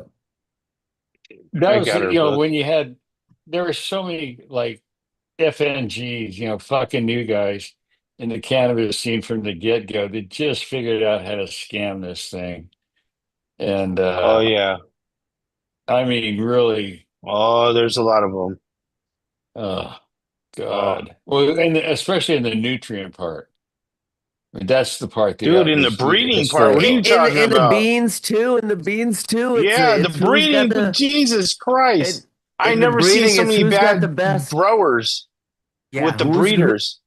and it's who's got the best Instagram fucking. It's who's got the best Instagram flow. Like that seems to be what controls the world right now. I mean, it's who and it's who makes the most waves.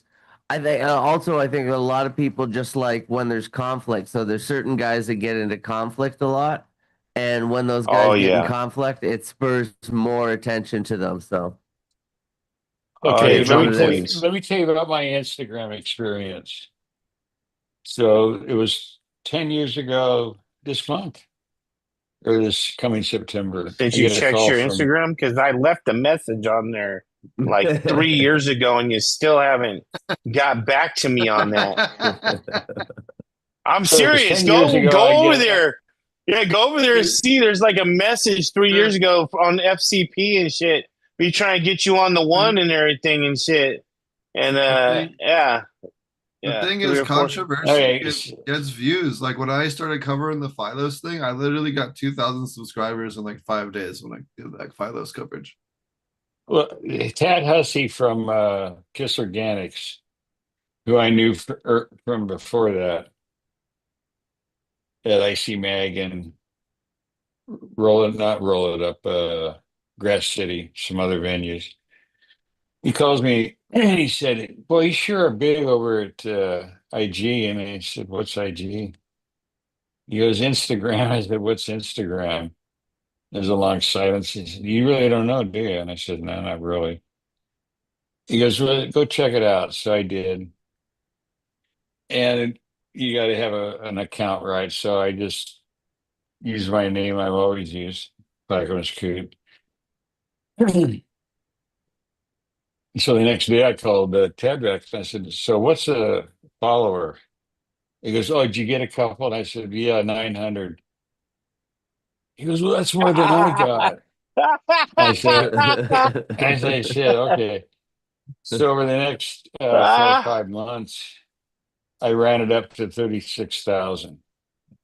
And then one Sunday I got up early and I was just reading shit and I thought about Instagram. I thought, man, what a bunch of shit.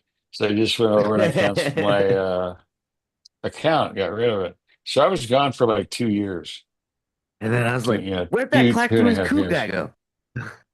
So I came back and came back as Clackamas Coot too. And my company name was Turd Blossom Consulting. Okay. So this time I ran it up to 42,000 in about 6 months. And part of that is when I got in direct Must be contact nice. with this piece of garbage, intellectual nothing called Scotty Granola, and then Frickin' Frack, the husband and wife team of, oh man, we're moving and grooving to a moon age child to go live in the teepee for a while. And I think and I I know who had you're talking. Are we talking about somebody specific? yeah, oh Uh, yeah, do they live in No, Canada?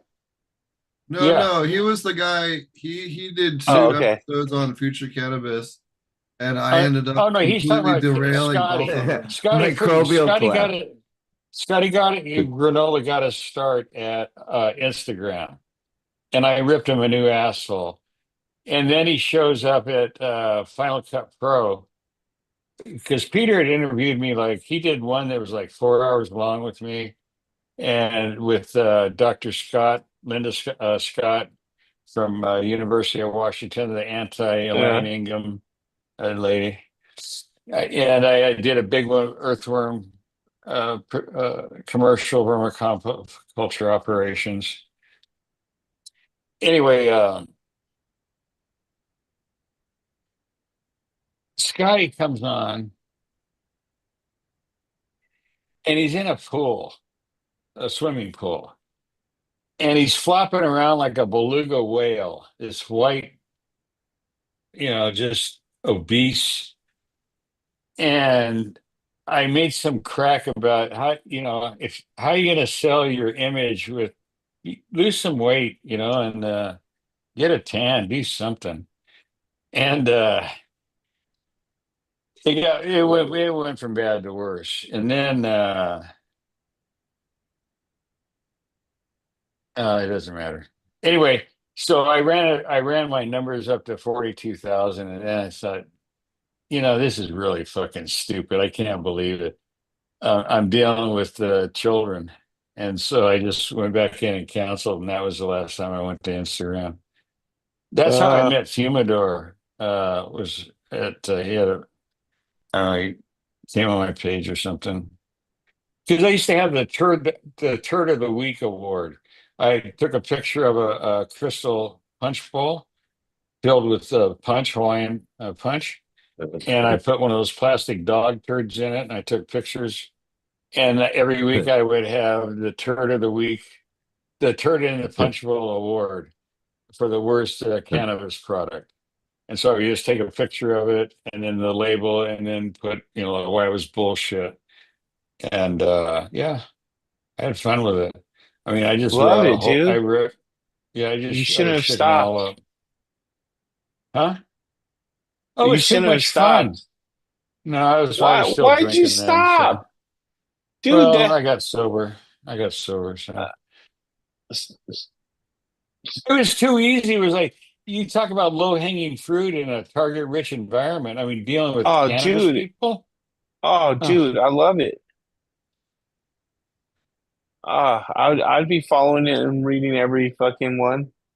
I know Aquaponics had me on his show a couple times, and there were a couple of guests that I'm sure he must have sat over there going, "What did I invite Coot? Oh my God, this is going from bad to worse." No, I love it. I love it because I love calling people out on their bullshit. Yeah, Well, I my like favorite that. is It's in breeders. You know, I don't know. I had this yes, weird conception about breeding seeds. At first, I yes, never considered myself a breeder, but I no, also made sure that when I give seeds to people, that they were seeds that had a high, like meaning over 90% germination rates.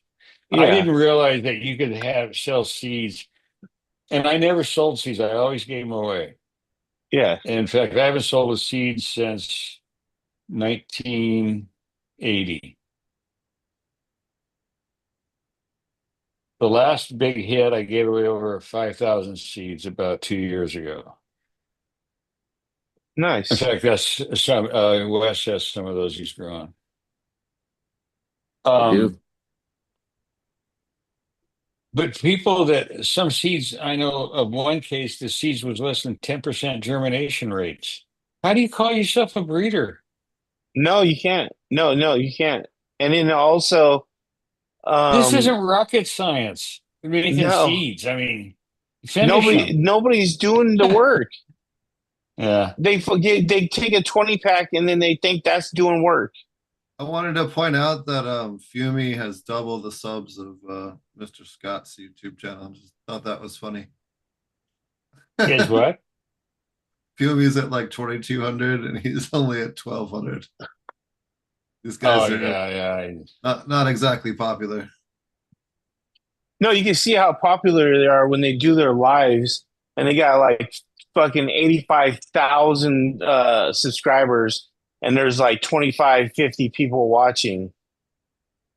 That's you can see how popular they are when they do that. It's like, come on, dude. We know you bought your subscribers. It's ridiculous. I get It these questions like, so what do you use for nitrogen? What kind of fucking question is that? You think I have this list? Okay, so now for phosphorus, I need, phosphoric acid. Okay, let's see. For potassium, I guess I need some soluble Holy potash. shit. They I mean, actually, what kind of fucking stupidity is that? I think they deleted his second episode. What's that? He did a talk twice and then he like got kicked off of FCP because he was so bad. Uh yeah, Who's I think that? they deleted it. Scatola. Yeah, it got deleted. That's hilarious. Who are you talking about? Oh, the guy that you're talking about. Oh, okay. All right. That one, yeah.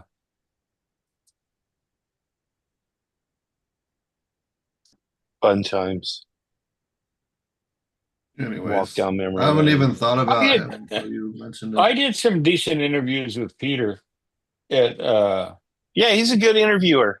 But then the other Future guys, they Cannabis suck. Product. Yeah. They're boring. They have no personality. Well, they don't know what they're talking about. I mean, I heard some interviews with Granola, Scotty Boy, on other channels, and I mean, the guy's retarded. He Are we spent talking? like Are we? 10. You're not talking about Scotty Real, are you? Who are you?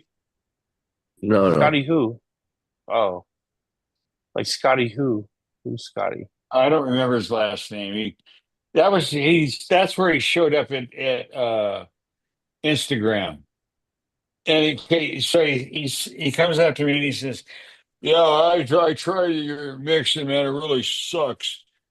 And I said, "So you live here in Oregon?" No. I said, "Well, then you didn't do my mix because you didn't use I use worm castings from this farm up in Washington. So maybe you had some bad, raw materials." Well, I made a couple other changes. I said, "So what's your fucking point?" So anyways, it went from bad to worse. And then Oh, over the next Jesus several Christ! months, yeah. And then I found out that he had taken the shake and bake course for an Ingham, like $10,000 to become a soil consultant. And there's like a 3 day riding around in her car looking at plants. And, for 10 grand, he now is an official. It's like the I people Oh, from gotta, Dragonfly used to have these organic inspectors, and they had oh this yeah, one here in yes. Portland. She was maybe at least 400 pounds. I got And a I was at a funny, trade show, and she said, introduced myself, and I said, "Then what do you do?" "I'm an organic inspector." I said, "You're certified by USDA?" "No, by Dragonfly." I said, "They're not a certification agency, you know." I So got a funny anyway, Elaine, I got a funny Elaine story. Josh and I picked her up to go to the Regen conference, and we had to stop because we had like weed, but we didn't have rolling papers or a pipe or anything, so we just stopped to get like a glass pipe at a dispo. And Elaine had never been in one before, so we walk in and it's me, it's like me, Chris Trump, Elaine Ingham, and Josh Rutherford, and so we walk in and Elaine's like looking around at the flower and stuff, and the lady's like, "Oh, do you know anything about weed? Like, do you garden or anything?" And she just kind of like cackled maniacally. It was like it was really funny.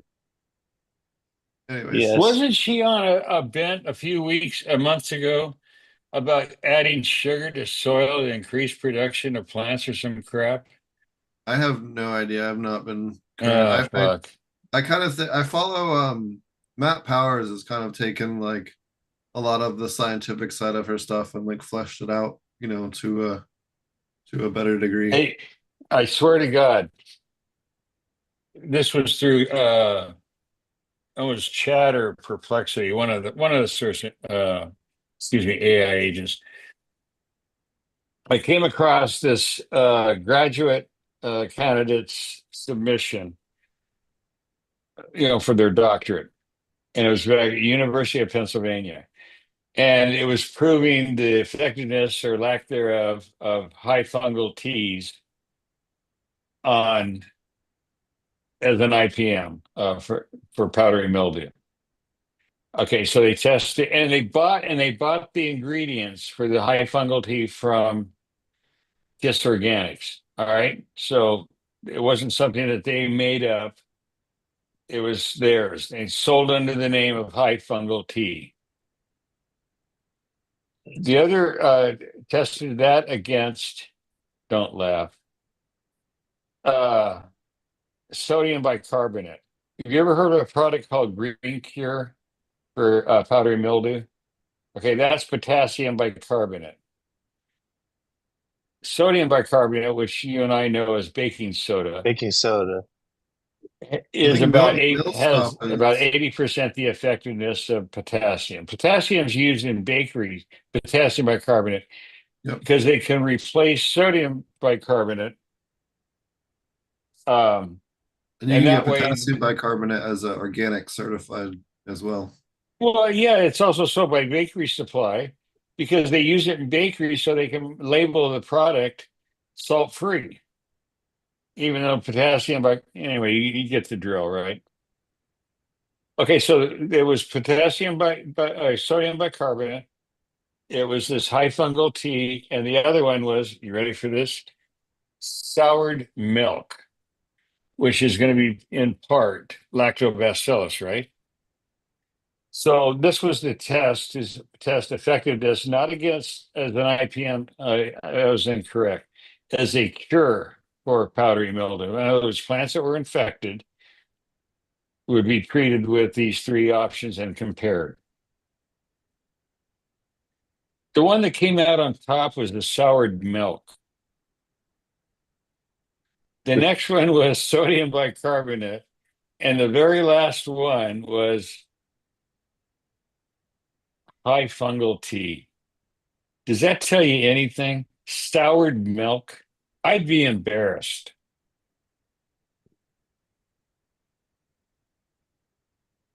You can use lactobacillus, but that's more like it's not really sour milk. It's like whey, you know. You're right. I know. I use kefir because I drink kefir every day for my Yeah, own health. yeah. Then make an extra large batch every so often, and then make cream cheese out of it by straining it, and then take that whey and use that. Jeremy has a product called well, they changed the name, but anyway, it's whey mixed with some fulvic acid or humic acid. Holy cow, that's the name of it. Really powerful fertilizer. Really powerful. And also good for spraying foliar for IPM. Real good. But yeah, the kefir whey that I use, and you've used Tabicos, right? The Mexican water kefir, it's called. They're not related at all, but it has less lactose strains. But regular milk kefir has what, 36 lactobacillus strains from all, everything, and then a high fungal uh, colony present. So you're getting both fungi as well as lactobacillus labs. The better quality milk, the better quality that your whey will be. Like I use the organic grass-fed milk. So the way that you get is definitely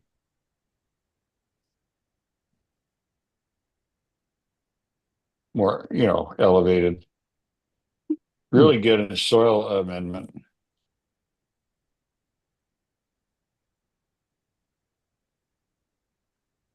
Yeah, it's great for treating and preventing fungal diseases and shit too. Absolutely. It's good for Septoria, humans. I mean, for septoria. your own health, drinking Yeah. kefir every day is, or And at least the way. if you're making IMO has a lot of lactobacillus in it as well, which a lot of people don't realize. Right. I don't think you can beat milk kefir though, because you got a total of 55 colonies of microbes broken up about three-fifths are labs. That's a lot. Different strains, legitimate strains, and then the other are fungi. So, and that's a good balance, 3 to 2.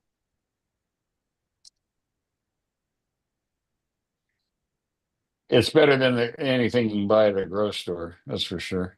We don't have any grocery stores anymore here. I mean, at one time there were at least 30 places in Portland. I bet there aren't even 4 now. When it went legal, everything just changed.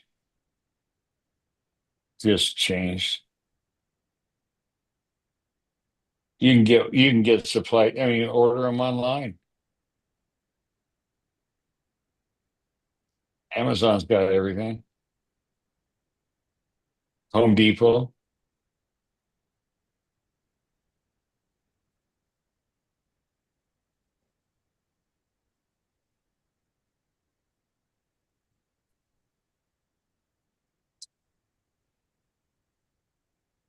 And a crazy week this week, that's for sure.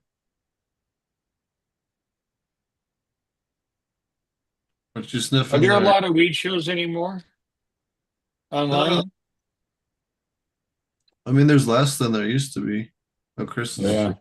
Only one that matters on 9:30 a.m. ish to 12:30 p.m. ish, Monday through Friday on Guerrero Grows channel. Yes, that Oh, you're one. not on FPC anymore? Oh hell no, dude. Or FCP or whatever it is? Nah, man, I haven't been on there in like uh over a year now. Oh, really?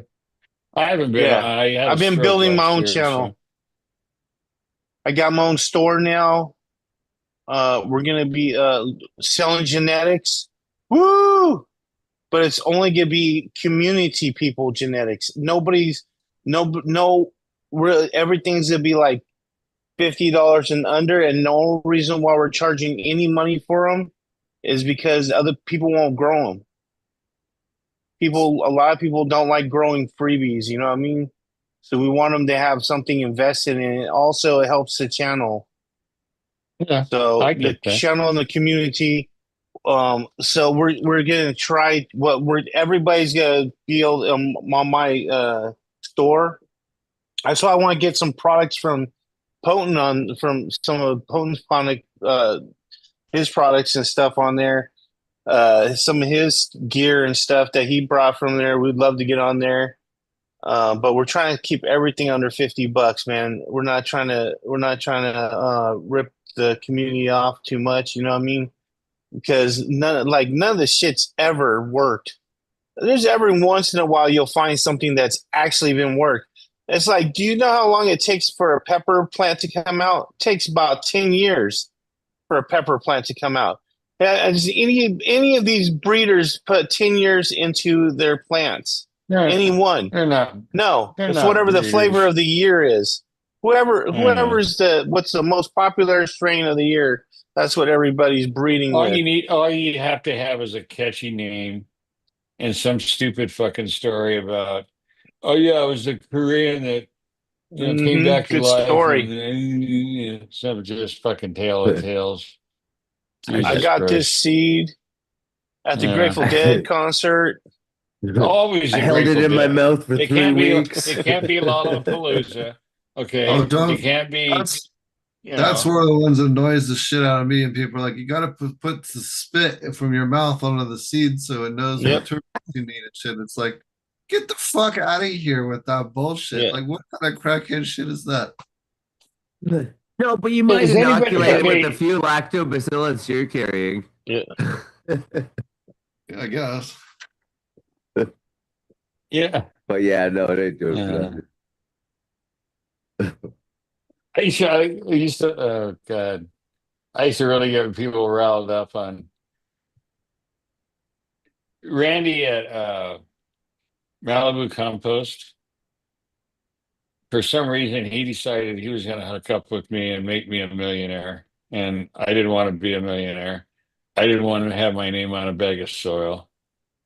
I didn't want to do any of that shit, right? I don't give a fuck because I don't want the problems. I'm not talking to some guy with an eighth grade education who can't figure out how to grow a plant, and it's Calm just not my down. thing. So Some of us eighth graders with that are good dudes and shit, man, with eighth grade okay, educations. all right. Here's a good one. There was a Discord I've seen channel that some. I was on, and I don't know who put this group together. I had a couple of friends that were in there. Okay, and they had this guy from I don't know Ohio or I don't know some fucking dumb shit, and he was all excited because the Supreme Court had somehow ruled that this black person couldn't attend. I don't know what the fucking deal was. He was saying, "Oh, it opens it up for people like me."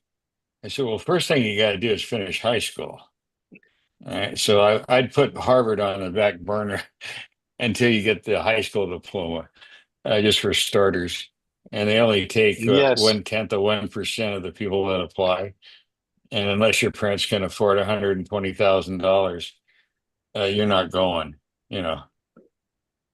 Anyway, just shit like that, and oh, well, I heard if you put dog shit on top of your plants, it'll make it really taste better and stuff. Who told you that? Yeah,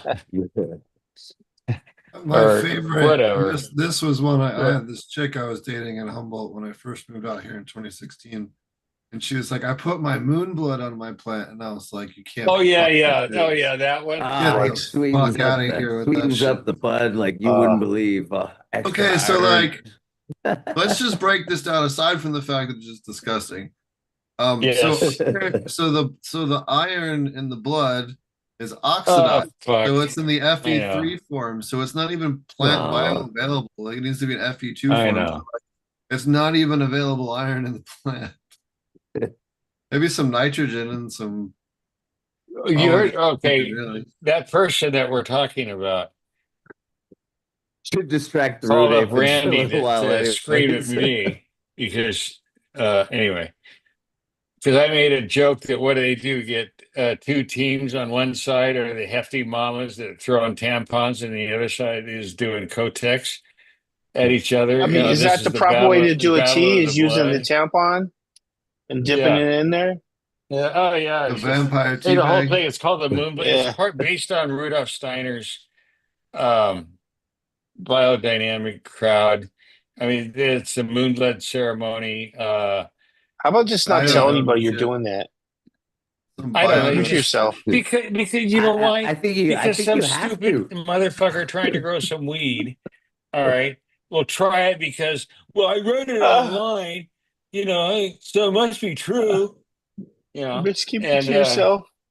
I don't want to were know you that. around when Salvo had a commercial, the laundry soap that you put two tabs in your washing machine and a fist came flying up like a giant, to take care of business? So the joke used to be, how do you get a fist up your ass? So just put some salvo in your toilet or in your washing machine.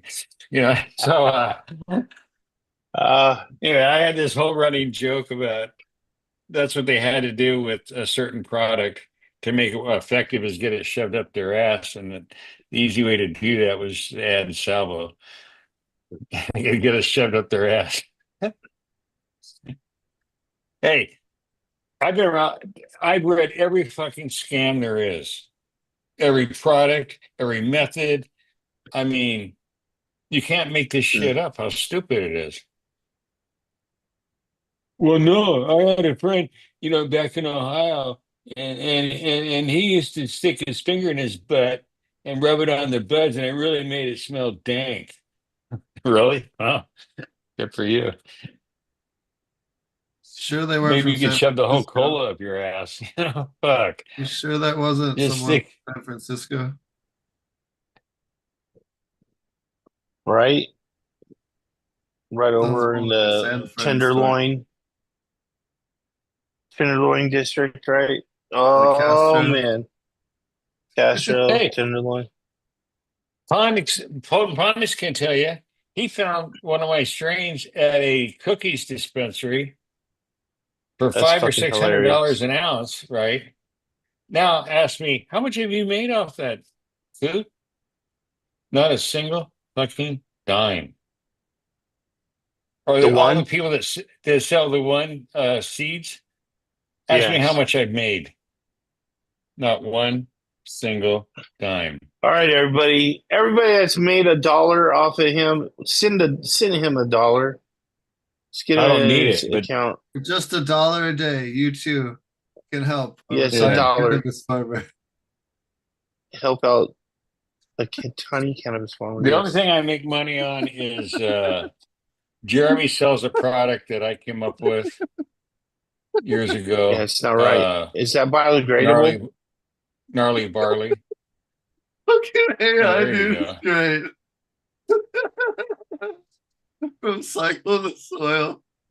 Christ. Is that That's what's his name? disgusting. Is that Josh Disgusting. holding that tampon or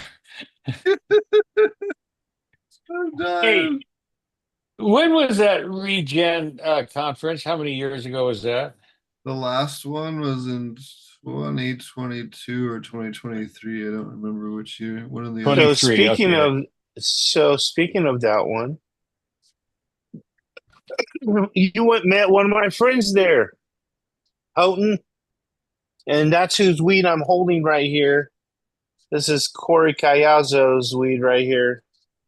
He had some of the best fucking weed I've.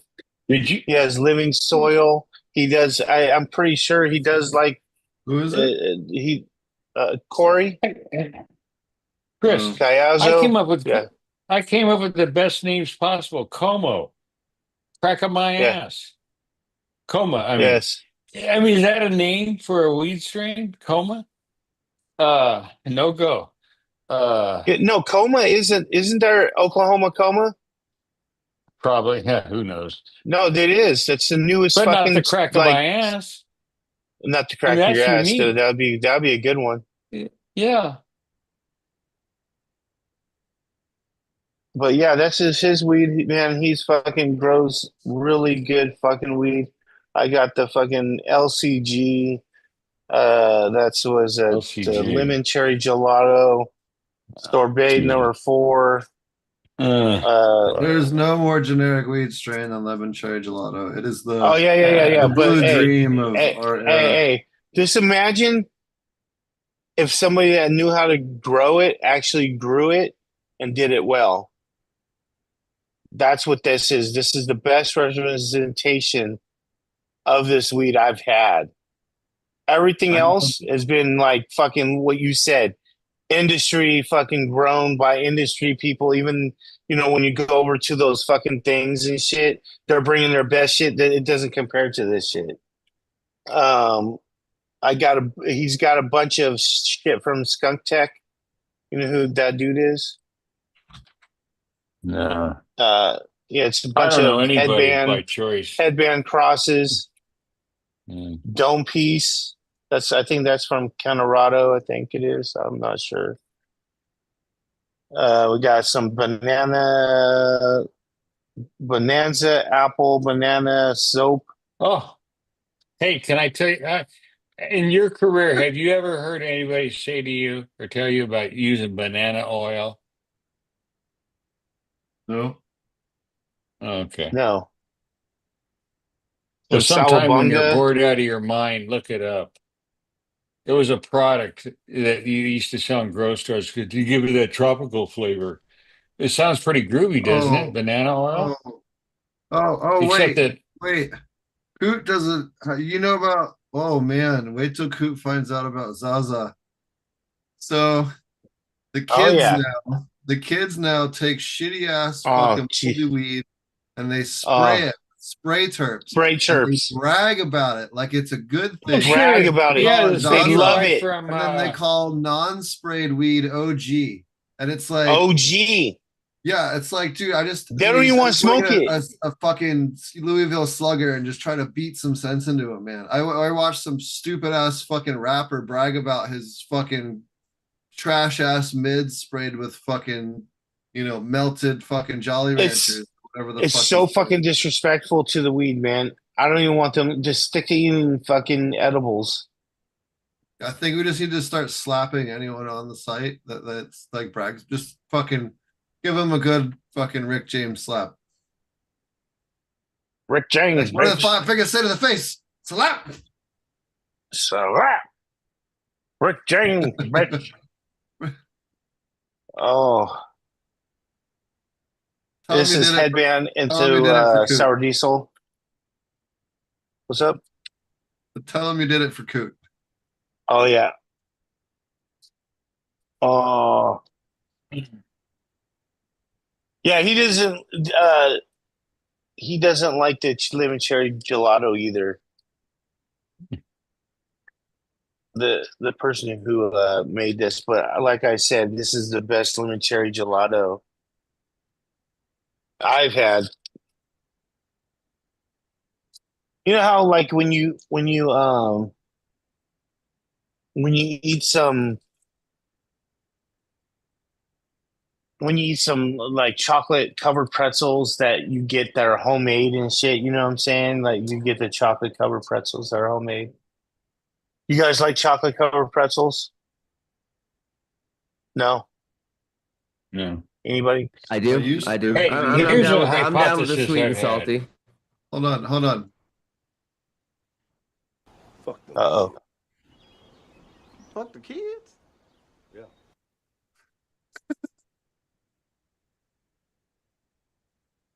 Sorry. Here's my Just like, go hypothesis. ahead. Okay.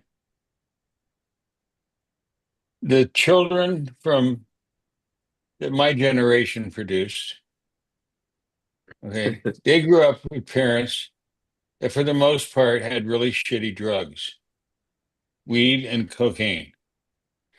Their children are predisposed to enjoying shitty drugs. So our grandchildren, I guess it's called the Generation Z, they're completely enmeshed in this. They eat non-food, they smoke shitty weed, carts and pre-rolls. That's the lifestyle. There's no cannabis culture. Just go pick Oh, up if some it's a shitty pre-roll, pre-rolls. well, dude, if it's a pre-roll, now you gotta have the fucking all this shit on it.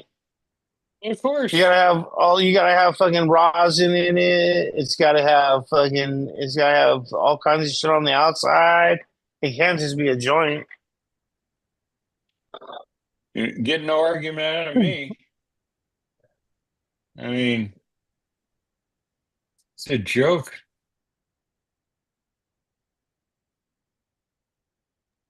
I like my dab on the side, please. Can I have my hash in a hash bowl?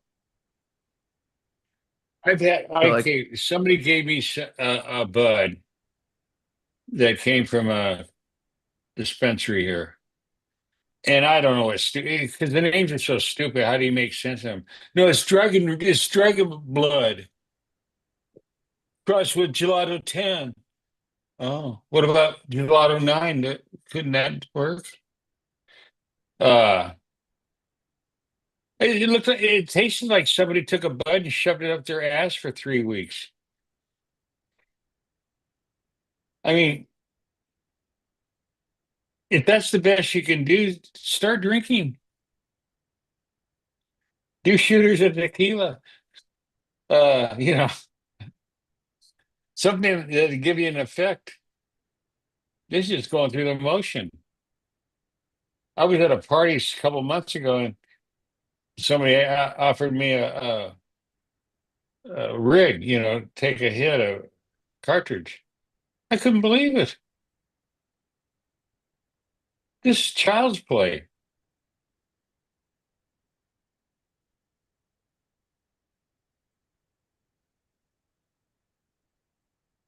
That's 92% of sales in dispensaries is carts and pre-rolls. Does that tell Yeah, you anything? ridiculous. Ridiculous. If your weed comes out bad, you just get terps and terpenes, right? Yeah, spray it, And add it. I terps. mean, yeah, Yeah, it's bullshit. you can taste it. You can taste it as I mean, it's a chemical smell or taste, aftertaste. Doesn't smell like good Yeah, weed. fuck that. Correctly Yeah, grown, fuck that. cured. Hey, that isn't the scene anymore. That hasn't been for several years. Right? That's one thing cannabis has gone down in quality consistently. It's like a downward slide from about 1990 forward. There's nothing there. I mean,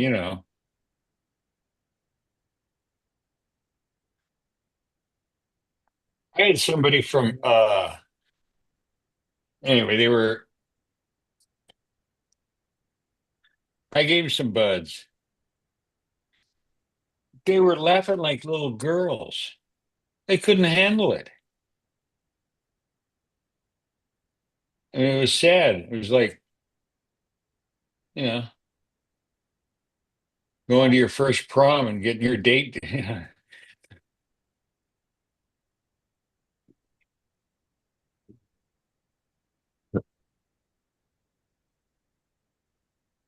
All you Good need now stuff. is a good name and a story.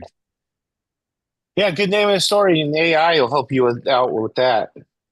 Oh yeah.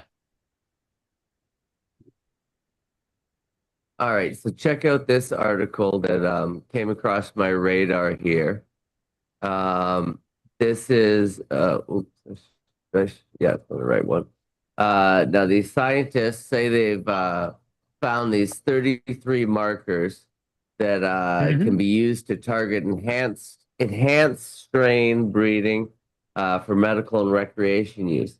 And they say they've also found new cannabinoids Mhm. that they've never found before as well.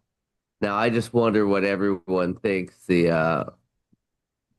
Basically, what is this good for cannabis? Is this bad for cannabis?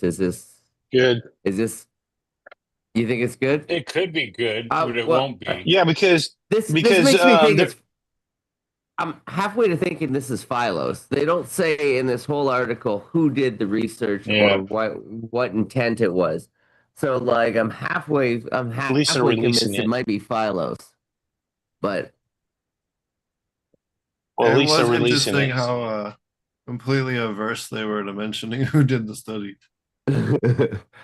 you would think you'd Is want there a that. link to the paper or anything on the? You know what you Nah, could do? here I'll send you the article. I'll put it in chat. I'll put it Who in chat. uses But I'll put who it in. here uses chat?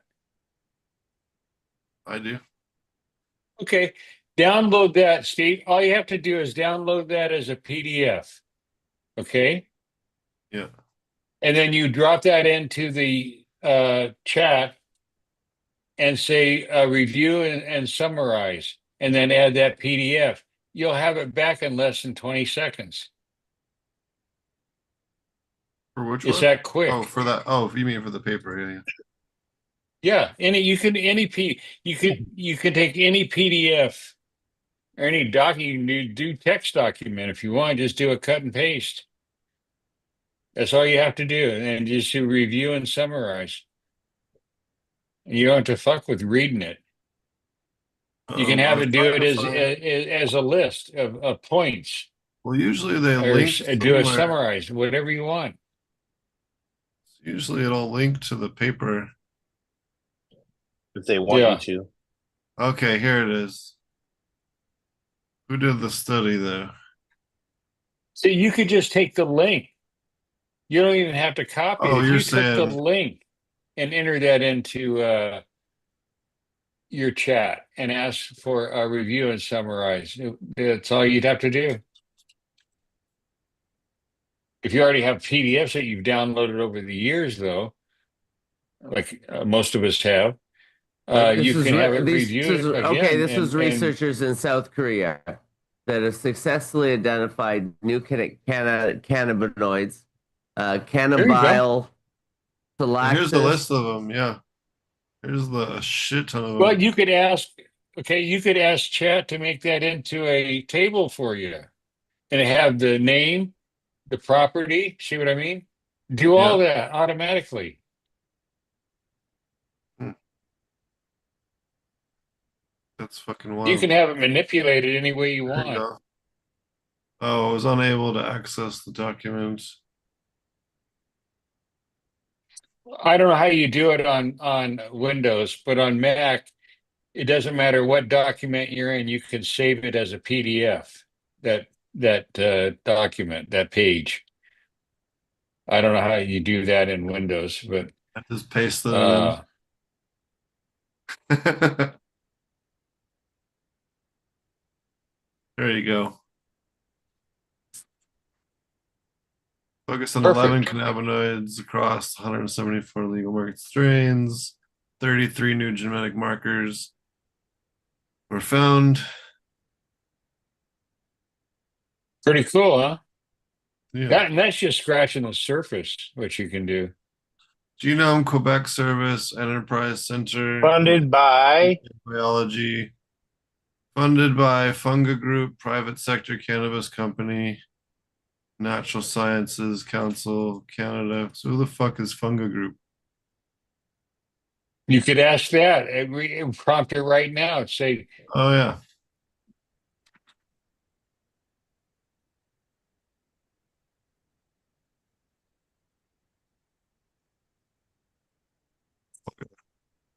Funga Group Inc.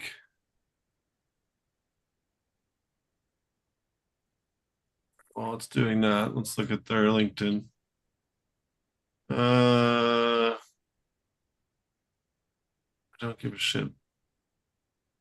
Okay. So Funga Group, it's Canadian or Quebecois. look at that, Reddit.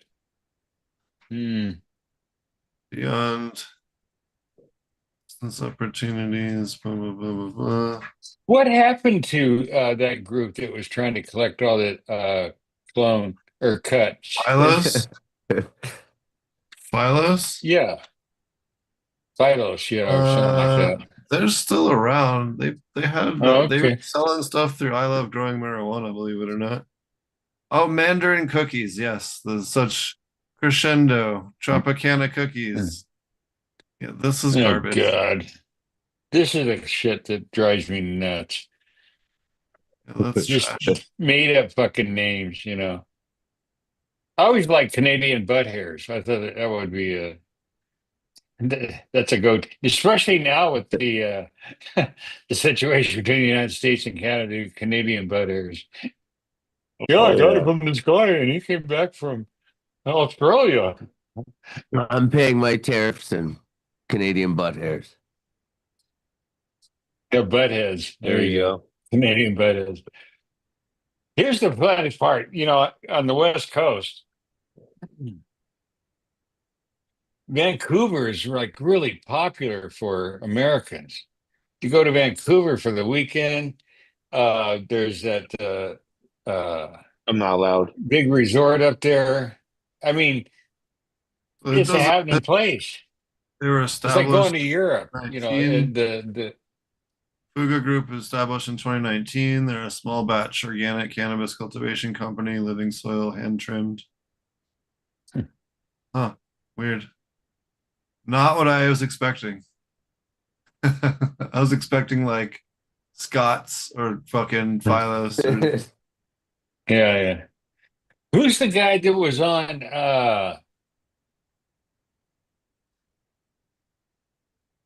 Oh, you had some business dealings with him. He was the co-host on, was it Future Cannabis Project? His name starts with a G, the last name. Leighton. Yeah. Leighton Is he? Morris. Oh man, No, and it's something different. He was like a Yeah. soil expert, allegedly. Chris Trump. Something about strata, and you had to do No, the. Oh, No, yeah, that was no, that is Leighton that was Morris. Leighton. That is Leighton. That was Leighton. Yeah, That's Leighton. Leighton Yeah, Morris. that's him. Yeah, Yeah, he's a fucking Yeah. clown. he is. Hey He man, invited me on I the just show. really enjoyed. He was a like I said, it's like having wacko college professors teaching classes and shit. He was just one of those wacko lasagna tech, I think he called it or whatever. Yeah, so like the layers of soil and everything. Yeah, I thought it was pretty interesting. Make those layers of compacted soil with the compost. Yes. Oh, that's hey. One time, this is like 10 years ago. I got invited, but Jeremy arranged it with Adam Dunn. Adam Yeah. Dunn had me Yes. on 3 times. Okay, one of them. Okay, here is the cast. You'll love it. Uh, Kyle Cushman, the Rev, with the Mister Layers and Spikes and Dikes, and oh Lord, I'm so forlorn. That guy. Uh, you got to put your stuff in spikes and layers and shit. The Rev, that's his name, or he goes by that name, and me. Yeah. So I'd already helped Adam Dunn on a personal matter 2 or 3 years before over at IC Mag at Gypsy Nirvana's Nightmare. Okay. And so anyway, I said before the show started, he and I were talking about this previous situation. He was thanking me, right? So I said, hey, could I ask a favor of you? Could you let me go last? And he said, yeah, sure. Yeah. So he starts out with Cushman and he just rips him a new asshole about that strain, the strawberry something cough or Strawberry Yeah, whatever. strawberry sunstain cough. or whatever it was. Strawberry And cough. got Cushman to admit that he had basically lifted it. Stolen it. Okay. Well, That hold was on, so hold that was on. Hold number on. one. Let's And I'm let's saying, talk about this real quick. Hold on. no, no, wait. Hold on. Okay, So go Let, ahead. let, let's just say somebody, I want to know if this is what everybody's general sense of it is if somebody has a strain and the dude's all like, hey, let me get this strain, and the dude's not doing anything with it. He's not going to do anything with it. He's going to have it at his house. He's the only one that's going to smoke it. But then there's the other dudes all like, man, this shit should be shared around the world with this shit. And this guy fucking capitalizes on it. Like, is that so wrong that he I took don't care. No, somebody? you It's don't without understand. Yeah, permission. You don't understand. I have at last count 16 people that took my gift and turned it into seed companies. Okay. yeah. I don't give a fuck. You Humidor. know, in my life, I buried 2 children. Do you think I give a shit about what somebody did to a fucking seed I gave them? No, Honestly, I don't fucking care.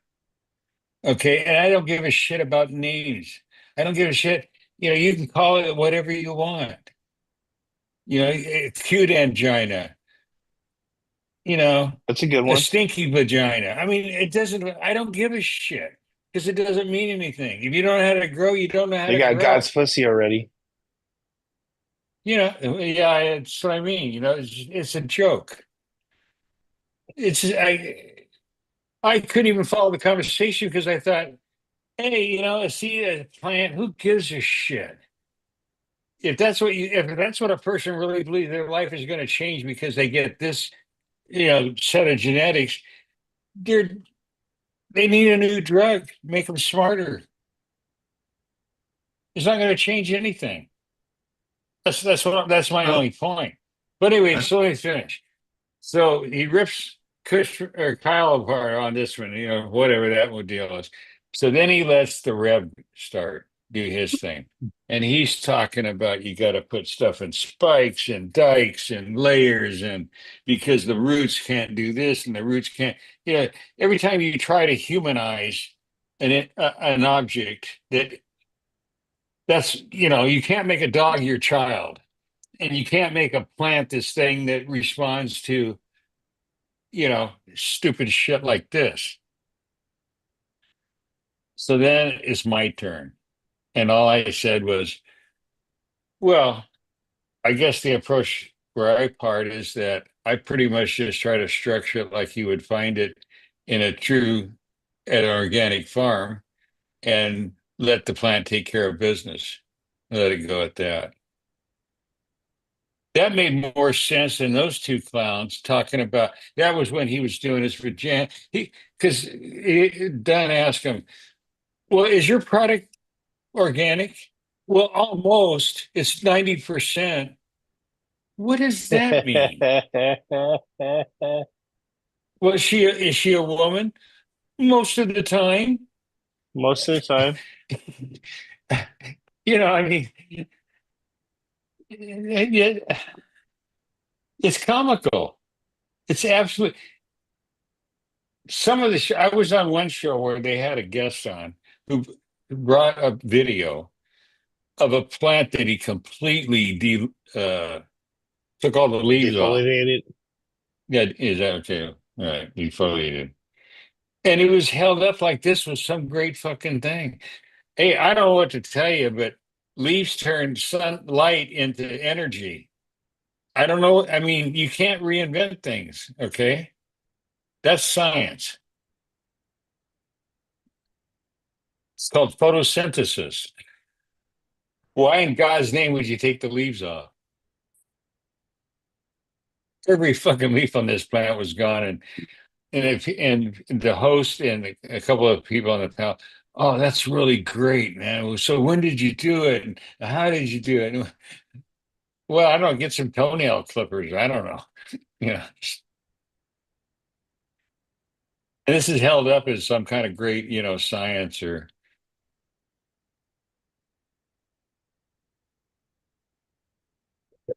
I've heard every story. Adding coffee, pour coffee on my soil, just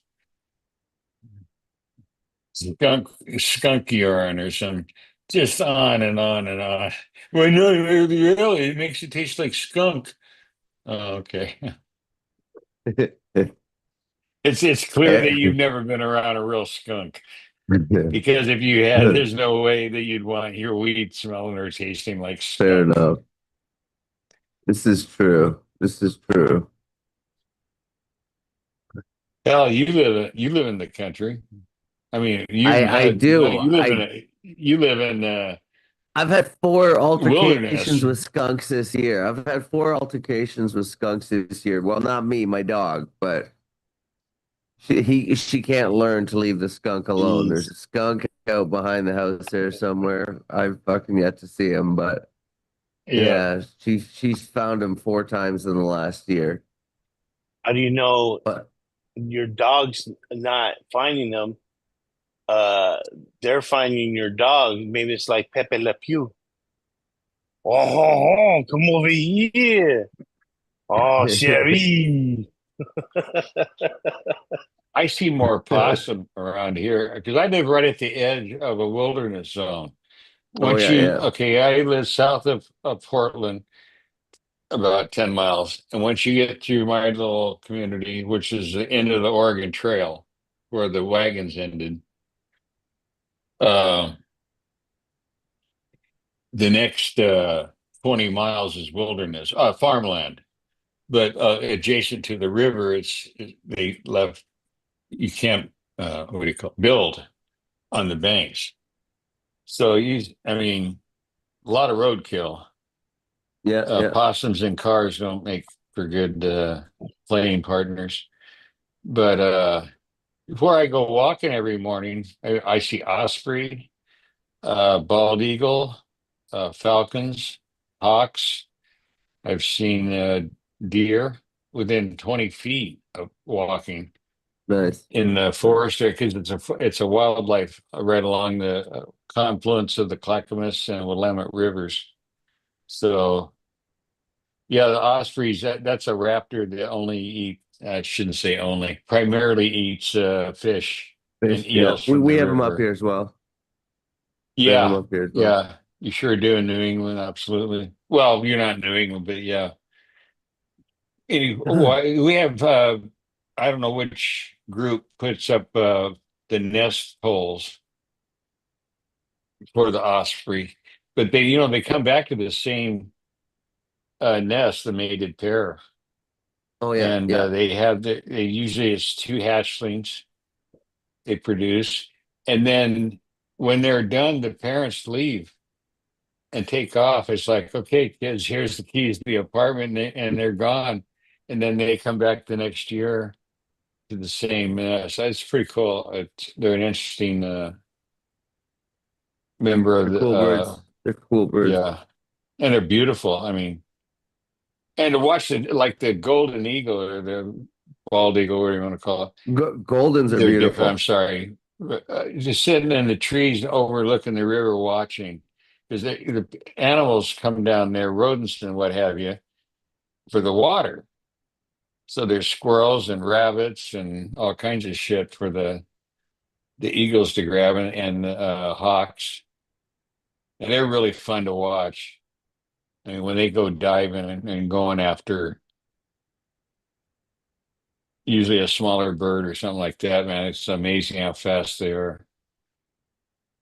When I used to go to this one lake up by here, Sturgeon Lake, where I go fishing, and there was a golden eagle that would hang out there consistently, and it got so Mhm. used to us when we'd hook up a jackfish like a pike, like they're dirty and taste gross.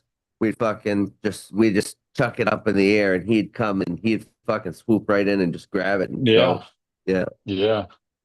he What's wouldn't even let it interesting hit the are water. crows, which, they're one of the most intelligent birds on the planet. And man, do they fuck with hawks and other shit. I mean, they go up and they try to fuck with the osprey nest, and then man, out comes the male. And so it's like this air battle between. It's pretty interesting to watch. Yeah, I mean, crows really know how to aggravate the shit out of what I would They're call cool. predatory birds. Because you can imagine an area right adjacent to a river, this confluence that forms a big lagoon, the amount of rabbits and squirrels and ducks and geese and everything else. And this is like, well, where there's food, you're going to get a good cross selection of animals. Just Yeah, makes exactly. sense. So, I've seen some really cool birds like red-winged blackbirds. Oh yeah, Uh, yeah, yeah. and it's interesting. After a while, you can like judge. You can hear that's the sound that bird makes. And then osprey when they're doing They love their to hang thing.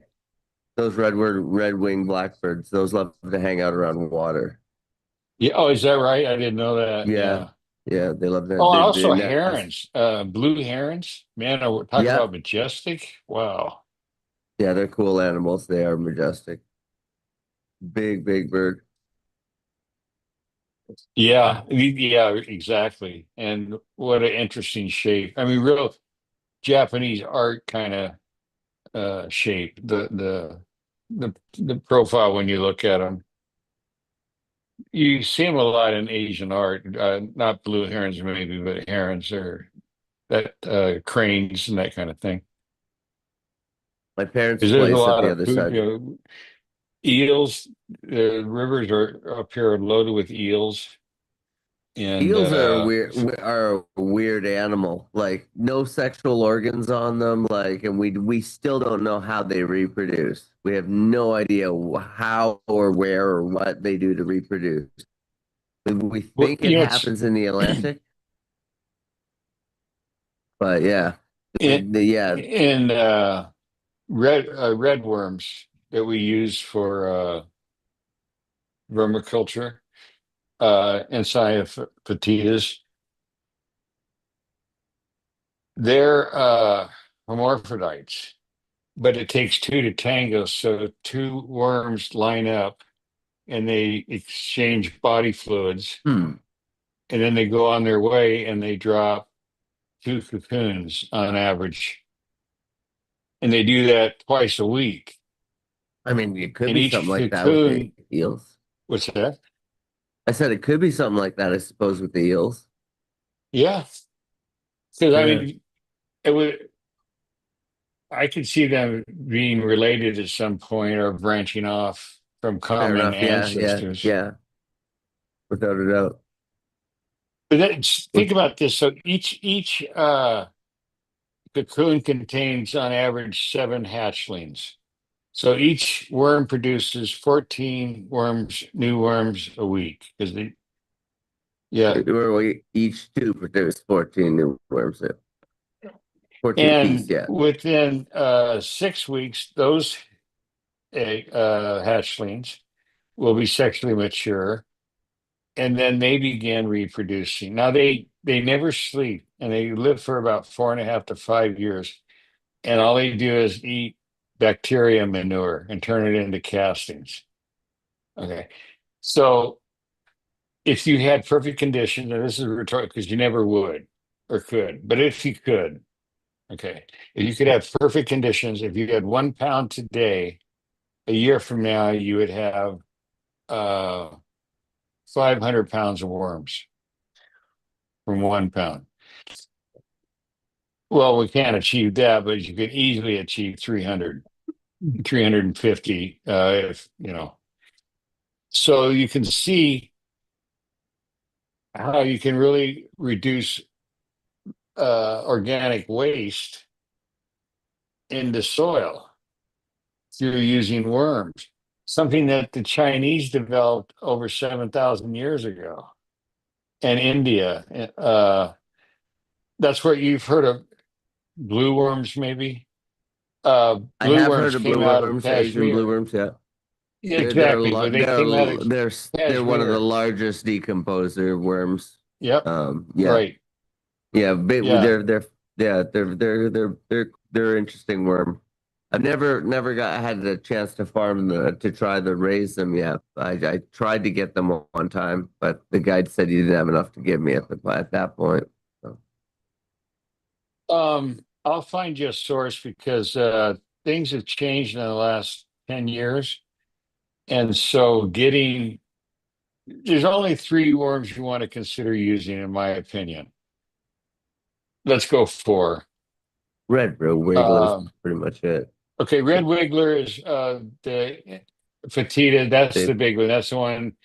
It's known as Red Wiggler. It's known as compost worms. It's known as fishing worms. It's the most ubiquitous around the world. Well, in North America and Europe. You get them. Okay, then You get there's them through Uncle Jim's. That's really good worms. yeah, Red Wigglers. yeah. This is And the then most there's American shirt ever. huh? It's Then there's like a European, which is they're not earthworm.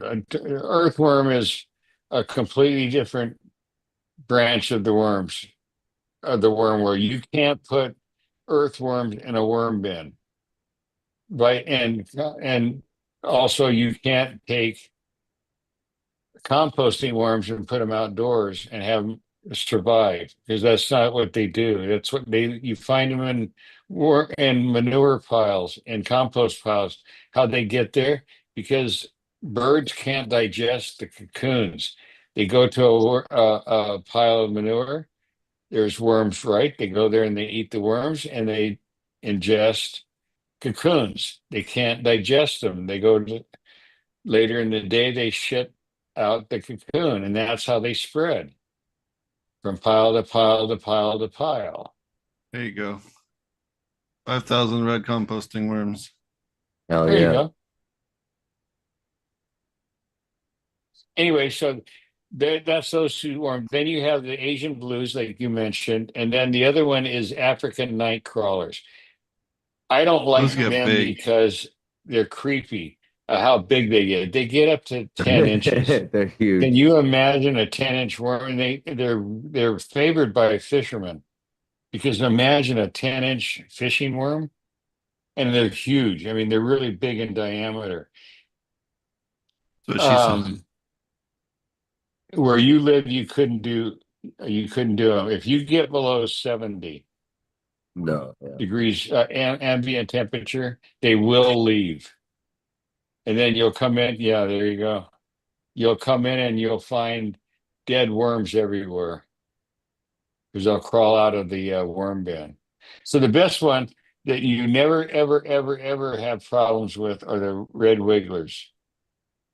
Uh, because here's what happens. Let's say in wintertime where you live where I would call severe winters. Okay, and you have a worm bin outside. And let's say that you have a heavy, heavy freeze and everything dies. The cocoons can go down to 40 below zero. Now, unless you go below that, I can't help you, but you're good to 40 below. And two things are happening. One, if you have cold weather, you're not going to have bacteria action. And that's all worms eat is bacteria manure. That's it. Nothing else. Period. It has to be deconstructed by bacteria in the molecule level. And then it's consumed by in part by the worms or the manure is. And that's what becomes worm castings. It's that simple.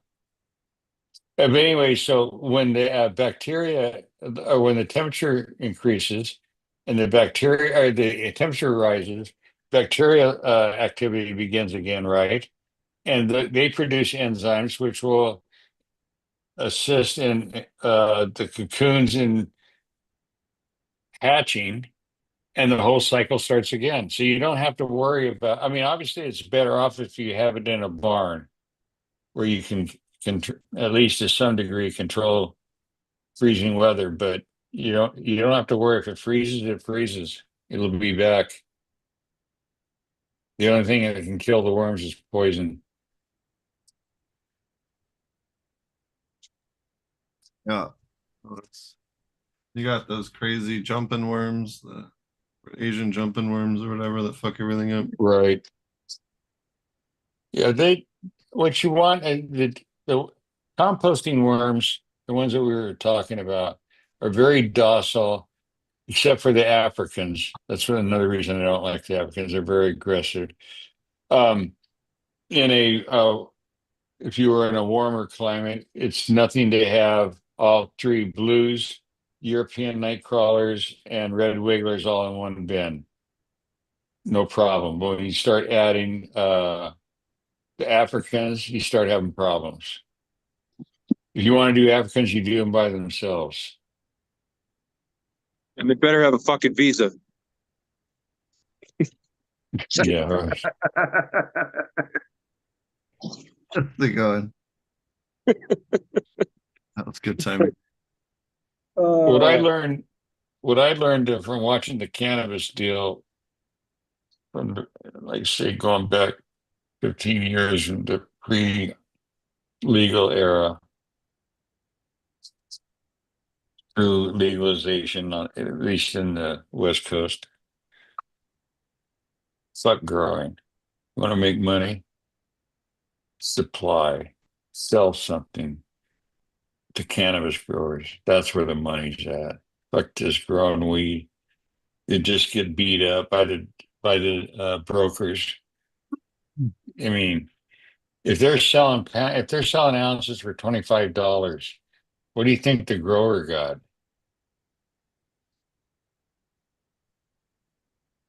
It's fair share, bro. Come on. There's no fairness about it, man. Right. Being sarcastic. And if you grow commercially, it's even worse because you got to grow a lot to make money now. The days of big money is over. I mean, you're down below $300 a pound on the West Coast. And I don't want to hear any shit about, no, I know a guy, man, he grows really good stuff. Yeah, right. Everyone's got a story. That's why every dispensary in Portland has a sign in the window with ounces on special, $35, $30.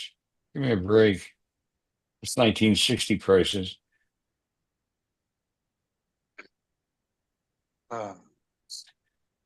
That's how they killed weed, man. They legalized it. The way I look at it. Yeah, for sure. What's going on, guys? How you doing, Coot? Good, man. How you doing? I'm doing all right. Doing We're well. just whining about the cannabis scene. Well, shit, yeah, dude. I like to hear it. It's good. I mean, like, there is really no scene here. There isn't. I mean, No, there isn't here either. we got Because people hey, talking. Oh, go ahead. there's nothing here. I mean, what do you go Nah. stop at a dispensary to get pre-rolls and cartridges? Yeah, I stopped that madness a while ago, dude. I'd rather fucking occasionally smoke some DMT or like eat some mushroom. I should You know? shut up because I've smoked some dispensary weed. I've never bought any. I've been in a dispensary one time and I was just hysterical. I mean, CBD beer, fuck you. I mean, you know, you got to do better than that, man. Well, I mean, hey, there at one time I remember my dad had beer that had a pull tab, Oh no, and let me tell you about this beer. It was honest to God, fluorescent green. Wasn't, of course, they had a light behind the cistern, tank or whatever you would call it. So they had it enhanced the green, but somehow it was green. And I won't drink green beer when I used to drink. I wouldn't drink green beer on St. Pat's Day. I'm sure as fucking not going to drink green CBD beer, but made by some asshole. I'm sure food coloring. Yeah. No, I that's kind of rocks my world because they say it's like full plant medicine, but then they have high fructose corn syrup, Oh red nu- yeah, yeah, yeah. red number 5, yellow number Oh yeah, 7. Maybe I yeah. reverse those, and then they're down in a fucking Three Musketeers and a bag of Doritos, and they're saying they're trying to cure this big C. I'm like, holy shit, man, what the fuck? Here's what I Okay. saw. Is the one time I was at a dispensary, it was a Saturday night. I met people there. I don't remember why. And as I looked around, and I saw people in their 20s, maybe early 30s. And I thought back to when I was in my late 20s and early 30s. And I can promise you that on a Saturday night, I wasn't sitting somewhere drinking CBD beer. I was looking for sexual engagement on any and all level. Okay. To put it on a street level, I was looking for poontang. Okay. Not Yeah, it was discussing the nuances of the A last worthy sheath cause. of cartridge I just took a hit off of. bro. It's a different fucking era. It's a different weirdness. A lot of it has to do with strange things people read in magazines that moved on to social media that captivated an audience to do some weird shit, man. I remember Oh cruising. yeah, yeah. I remember cruising or sitting in a bar smoking a cigarette or smoking a cigar, trying to get some strange, playing some pool, There like you go. being Yeah. yeah, playing some billiards or fucking smoking some weed at a buddy's house. But Buying a round of I'm drinks, shooters. I used to drink Mexican yeah, anchors. Or here was one. It was Uzo and what else was in that motherfucker? you set it on fire. Tequila, Kahlua, and Uzo. TKOs. I mean, a shot of each. Okay, Yeah, in a big rock glass, no ice, sure. Oh, 3 drinks. oh, I mean, you talk about getting fucked up. I'm That level sure. of No, alcohol, tequila, Kahlua, and Uzo. The was Kahlua that? was there to cover the taste of the Yeah, tequila and the Uzo. I I'm mean, sure. yeah. Was that though back in the era where a cop would have you park your car and they'd give you a ride home? Oh no, I never lived in that era. No, no. Not, I don't know. This was a magical place where that happened because, hey, Southern California, you had LAPD, you had LA County sheriffs, you had Orange County sheriffs, and then every little burg had the Huntington Beach Police Department, Newport Beach Police Department, the yada yada yada yada, and then they had your state mounties, and then the DEA crawling all over you, sticking microscopes up everybody's ass. They starting in '71 after the Dixter got elected, Nixon, that motherfucker. He's the one that's we got the DEA in during those years, and he lived. The Western White House was maybe on the outside, 20 miles from the headquarters of the Brotherhood of Eternal Love, the developers of Orange Sunshine, the importers of tons and tons and tons. I mean, tons in it, the Millions of hits. amount estimated by DEA exceeds 300 million pounds of hash out of Afghanistan and Pakistan. between 66 and 73 when they took it apart over Orange Sunshine. They busted the labs. They were delivering and shipping Orange Sunshine around the world, literally. Yeah. Well, yeah, man. No, it sounded like a real groovy time. No, these were gangsters. These were fucking gangsters, man. And all that shit about, you know, Woodstock and hanging out and peace, love, marijuana. Yeah, right. This was hardcore. I mean, just hardcore shit. Hey, the founder of the Brotherhood, he died out at the ranch with an overdose of psilocybin. Yeah. Psilocybin. I mean, you know how much psilocybin you have to eat? He Your How was is liver that shut injecting it. down. No, He was, they he were was they were eating it. or Hey, either. these guys they were connected. I mean, they were connected with Hoffman was out at the ranch. Bear, the guy you would know as Osley, and his Blue Cheer, Purple Haze. I mean, all the stuff from the '60s, the original LSD, before they adulterated it with Orange Sunshine and the shit they were putting in like strychnine and methadone and what have you to enhance the ramp. to Uh, thin it out for the blotter and stuff? no, I mean the strychnine would tighten up your blood vessels in your brain.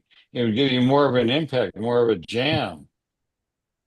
I mean, hardcore, like shit with methadone, not benzodrine, methadone in your LSD. Yeah, yeah, how groovy. Maybe I can see God. Yeah, right. Yeah, right after you come down off the fucking. You Jesus might. Christ. I mean, Yeah. Not what a from the bunch of trip. bullshit. Peace, love, Yeah. marijuana. I mean, I don't know, man. There's been some fun experiences that I've had on paper, and there's been some As an fun experience. individual, yes, you did. I'm saying, Yeah. but as the industry, the people that were behind the scenes were like not very nice people. And I speak from personal experience. I know a lot of them on a, business level. Well, did you know anybody that was fucking around with that STP? I know about the drug. I'll leave it at that. It was a No doubt. CIA deal. It was a Right. CIA agent. Yeah. It They're was part actually of like what was it? Let's see, Ultra MX. Those were the MK. experiments, clandestine Okay. operation conducted by Yeah. CIA and Yeah. the It's still British. going. Yeah. Well, yeah, it was a interrogation agent and also detainee incapacitation. Like, say, you grabbed enemy agents, you could dose them with this. And anyway, yeah, there was. Yeah. Yeah. Yeah, it was MK Ultra or Ultra MK, one of the two. MK It was Ultra. Very first one, MK Ultra, and then that they did that on citizens as well. In certain areas, they were able to infiltrate the community with LSD to see how they reacted. the Brits were So involved. Something that whatever the clandestine, the equal operation of CIA in England was involved because we had a tight relationship after World War II. Uh, America and the United States. That's how we got into Europe was through England. Moving troops, ships, planes, that kind of shit. So there was a tight relationship. So after the war, those experiments were conducted, and I'm sure there were some others involved. Like Canada. I mean, they were still basically part of the British Empire in the '40s. Hell, England. I mean, India was still a colony at the end of World War II. Yeah. Also, that would end by the end of the '40s. India gained its independence and When did Canada 46, 48, something like that? I don't know when.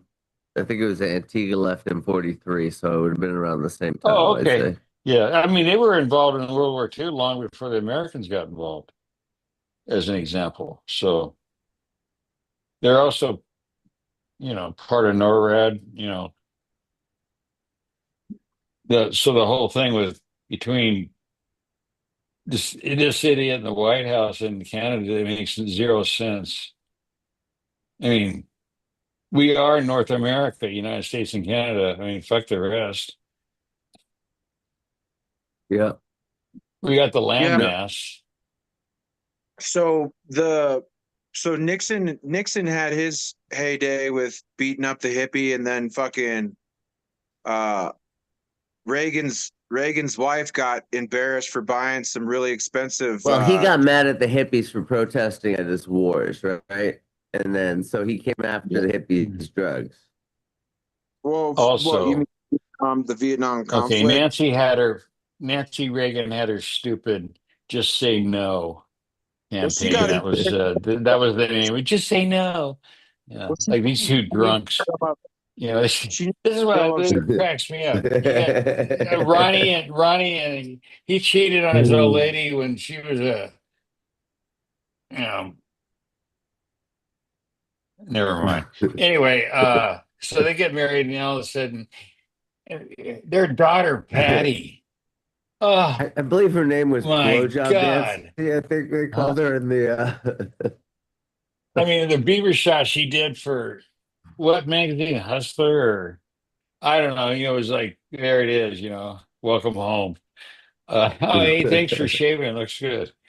Uh, and I mean, fuck these people. They got well, sex organs. They use them, and I was he hearing a brought in story. every asshole you can think of that later became part of the Bush landslide smirk, the idiot's son. You know,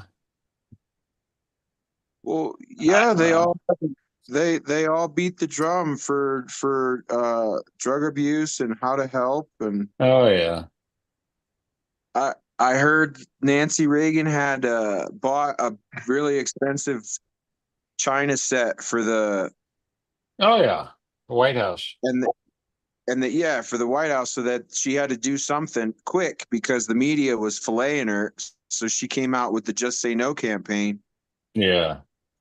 and then they had the Hey, Dare campaign. that was the days too. I mean, they had all kinds of shit they were yammer about. You had the first instances of AIDS. Okay, that developed in the early '80s. I mean, Dr. Fauci. it was out there, especially in the gay community, the male gay community. Well, they were adding the green monkey into the vaccine, right? That's why they I said that's don't where know. monkey. You gotta watch that. I'm not real big on what do you call it? Why that? Conspiracies. I don't think people are that organized. That's my Fair enough. experience. You know, Yeah, no, it would just take one person breaking, one person yeah, disagreeing. yeah. Come on, man. They had lab grade meth back in fucking the Nazi era. They can't Listen, make. we've seen it. We've seen it in the last 4 months. Think about it. No, 6 months. Let's go back 6 months. Yeah, 6 months. For the last 2 or 3 months of the electoral campaign, presidential campaign, how much money was Musk allegedly giving to the campaign a day? It was astronomical. Yeah, Then he's which is given like this. conflict of interest because he's getting all that money back. Like, Well, yeah, I know. Let me yeah, finish. And then yeah. he gets all this other shit. He becomes Doge, Department of Government Excellence. Okay. But yeah, I don't want to go through all that shit. Okay. He loses market share. I don't know what's going on in Canada, but In Europe, it's been a fucking disaster. Throwing Nazi salutes in this day and age, especially when you're trying to sell cars in Europe, probably isn't the smartest marketing move you could make. All right. The fact that your batteries for all your shithead vehicles, the Cybertruck, a refrigerator with wheels, turn on its side. Glued on bumpers. Yeah, Yeah, piece of yeah, glued junk. on bumpers. Wait, where do the Death trap. batteries come from? Break China, the frames. The China, frames China, snap in China, half. China, China. The Now, frames okay, he frames snap in splashes half as every soon as you fucking haul. agency with impunity. No government oversight whatsoever. None. None. He's a little terrorist.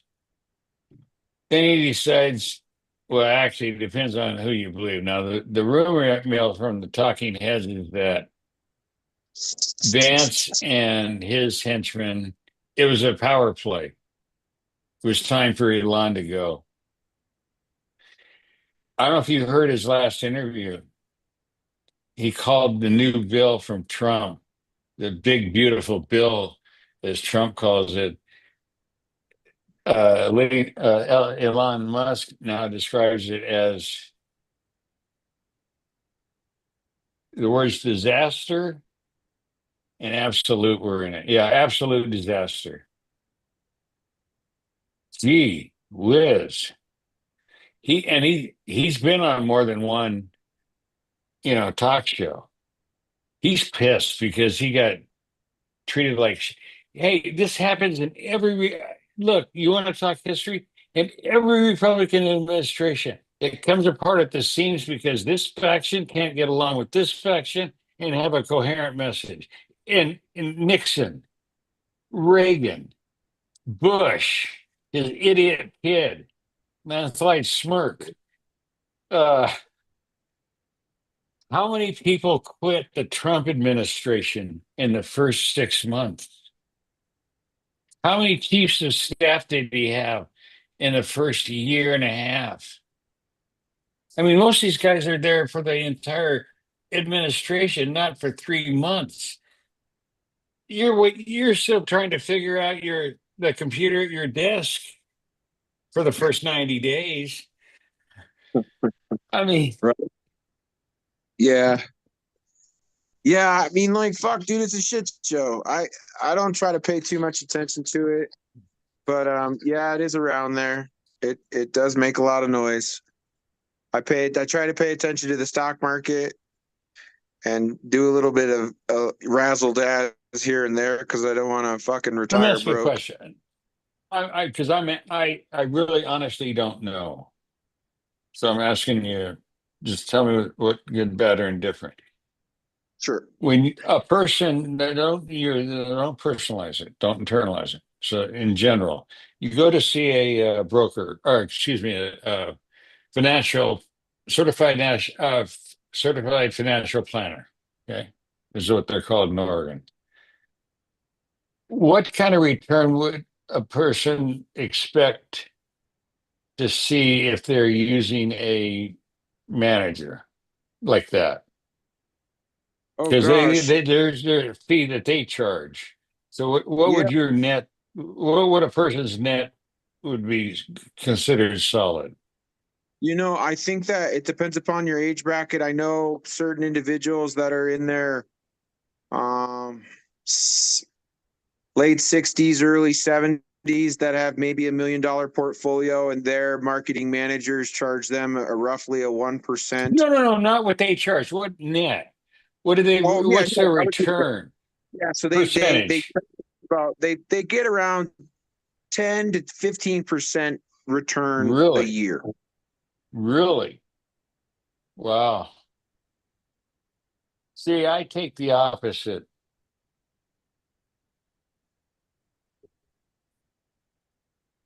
To me, after a certain point, whatever monies you have, real or imagined, are simply Sure. numbers on an Excel spreadsheet on somebody's server. Yeah. Well, It's a fuck. concept. Yeah. Okay. Right, right. I just don't want to Yeah. be like I'm at work still, and I hopped on late because I had a few things I needed to fill, and then I noticed that people didn't do what I needed them to do, so I needed to finish it so that when the store manager gets here tomorrow, Right. everything. But I just I want to get to Well, a I'm point just where saying. No, I mean yeah, for me, um, now it's been fucked up, and that's different. But for the last several years, I could expect to do CDs at 5.5% and never blink an eye. sure. Uh, you know, uh, let's see, that's like,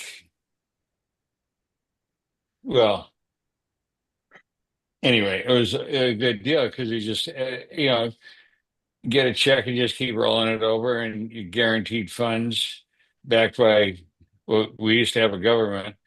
Now I'm not sure. Maybe invest in a Canadian bank or something. They have on the same deal. I mean, look, but whatever. I just say it's only 5.5% was the norm, and I thought that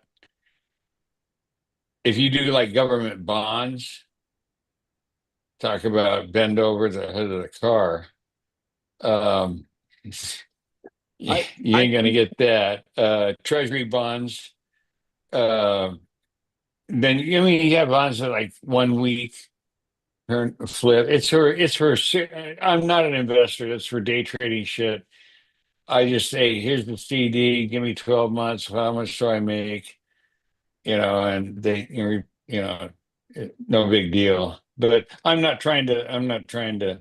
Whatever monies I have, good, bad, or indifferent. Um, I'm not trying to maximize. I don't want to. I don't want to be involved in stocks. Uh, sure. Yeah, it's a I mean, fucking with it's the crazy world to watch. I think I mean I have friends that have done I have friends that have done some good things in like 3 months, make 88% returns. Over 3 years, make 140% returns. Um, over 3 years, make 40% returns. So it really Wow. just depends which market you're in, what level of Yeah. volatility you're willing to get into. No. The currency market, you could see 1,000% return. It's fucking weird, man. There's so much Yeah. shit out there. I just like I said, I want to get to a point where I don't have to work physically for somebody else's dream, and I can do what I was wanting to do, which is take care of animals and then educate kids how to do that too. And then later on in my life, maybe do like hospice and take care of people with certain things like entheogens that help them get rid of their fear of death while they're passing. So, you know, that's kind of my goal. I want to see little kids running around in bee suits, learning how to milk goats, fucking make honey with bees and maybe grow some cannabis, you know? I don't think I want to go too crazy, but maybe 5 more years I'll be out of this fucking grocery business. We'll see. It's good money. Well, there's also something. You're in a sector that, I hate to sound coy or cute. I'm not trying to be cute, but people have to eat. Yeah. They don't have an Oh option yeah. of, So um, they ain't going anywhere. Okay, you may not buy a car. They may not buy sporting goods or whatever, but they have to eat, and they whatever. Yep. So Yep. No, and I've got it. I've got it good here. So I like what I like what I do for the most part, and I sure. get to I get to have a good time with the people that I meet. And being up in Telluride, I get to meet a few cool people here and there that have owned a few businesses and front run a few business deals, and some of them actually have some smart stuff to say and other ones just keep to themselves. So that's how it goes. But I'm one handshake away from a good deal. That's how I look at it, you know? Yeah, it's been interesting. 'Cause I was in the younger side of the scene, you know. Um, so I watched, and most of the people I was involved with were like, and when you're that age, it seems like a really long time, 3 or 4 years older when you're 18 and they're in their mid 20s or something, you know, that's like a big fucking deal. But so, and we weren't very healthy as a group, you know, we pissed away our youth on coke, and I didn't, but I mean, that was like a real standard. And I did alcohol, you know, so, yeah, everybody had their thing. And so as we've dying off, uh, knock on wood, um, you know, you start to wonder, like, so, and then you see the shit stuff sold at dispensaries, and you're thinking, so this is what it was all about? A cartridge? This pre-roll that, I don't know, it blows my mind.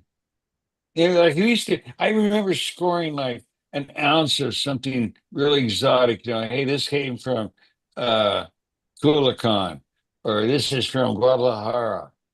You know, here's some buds from Sri Lanka. Oh yeah, they got these great pre-rolls, man. There's like three for $10 over at you know, the Fuzzy I Wuzzy. things get extrapolated, what people are driven to do, and then everything becomes ease and comfort, man.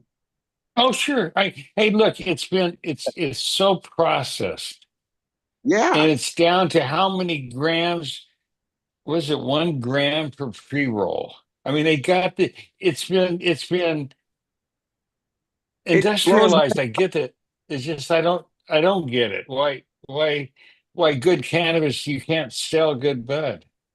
I've seen in the grocery industry since 2001 until now, right? So like I've been in and Yeah, out of the grocery industry, but I have a good amount of years under my belt.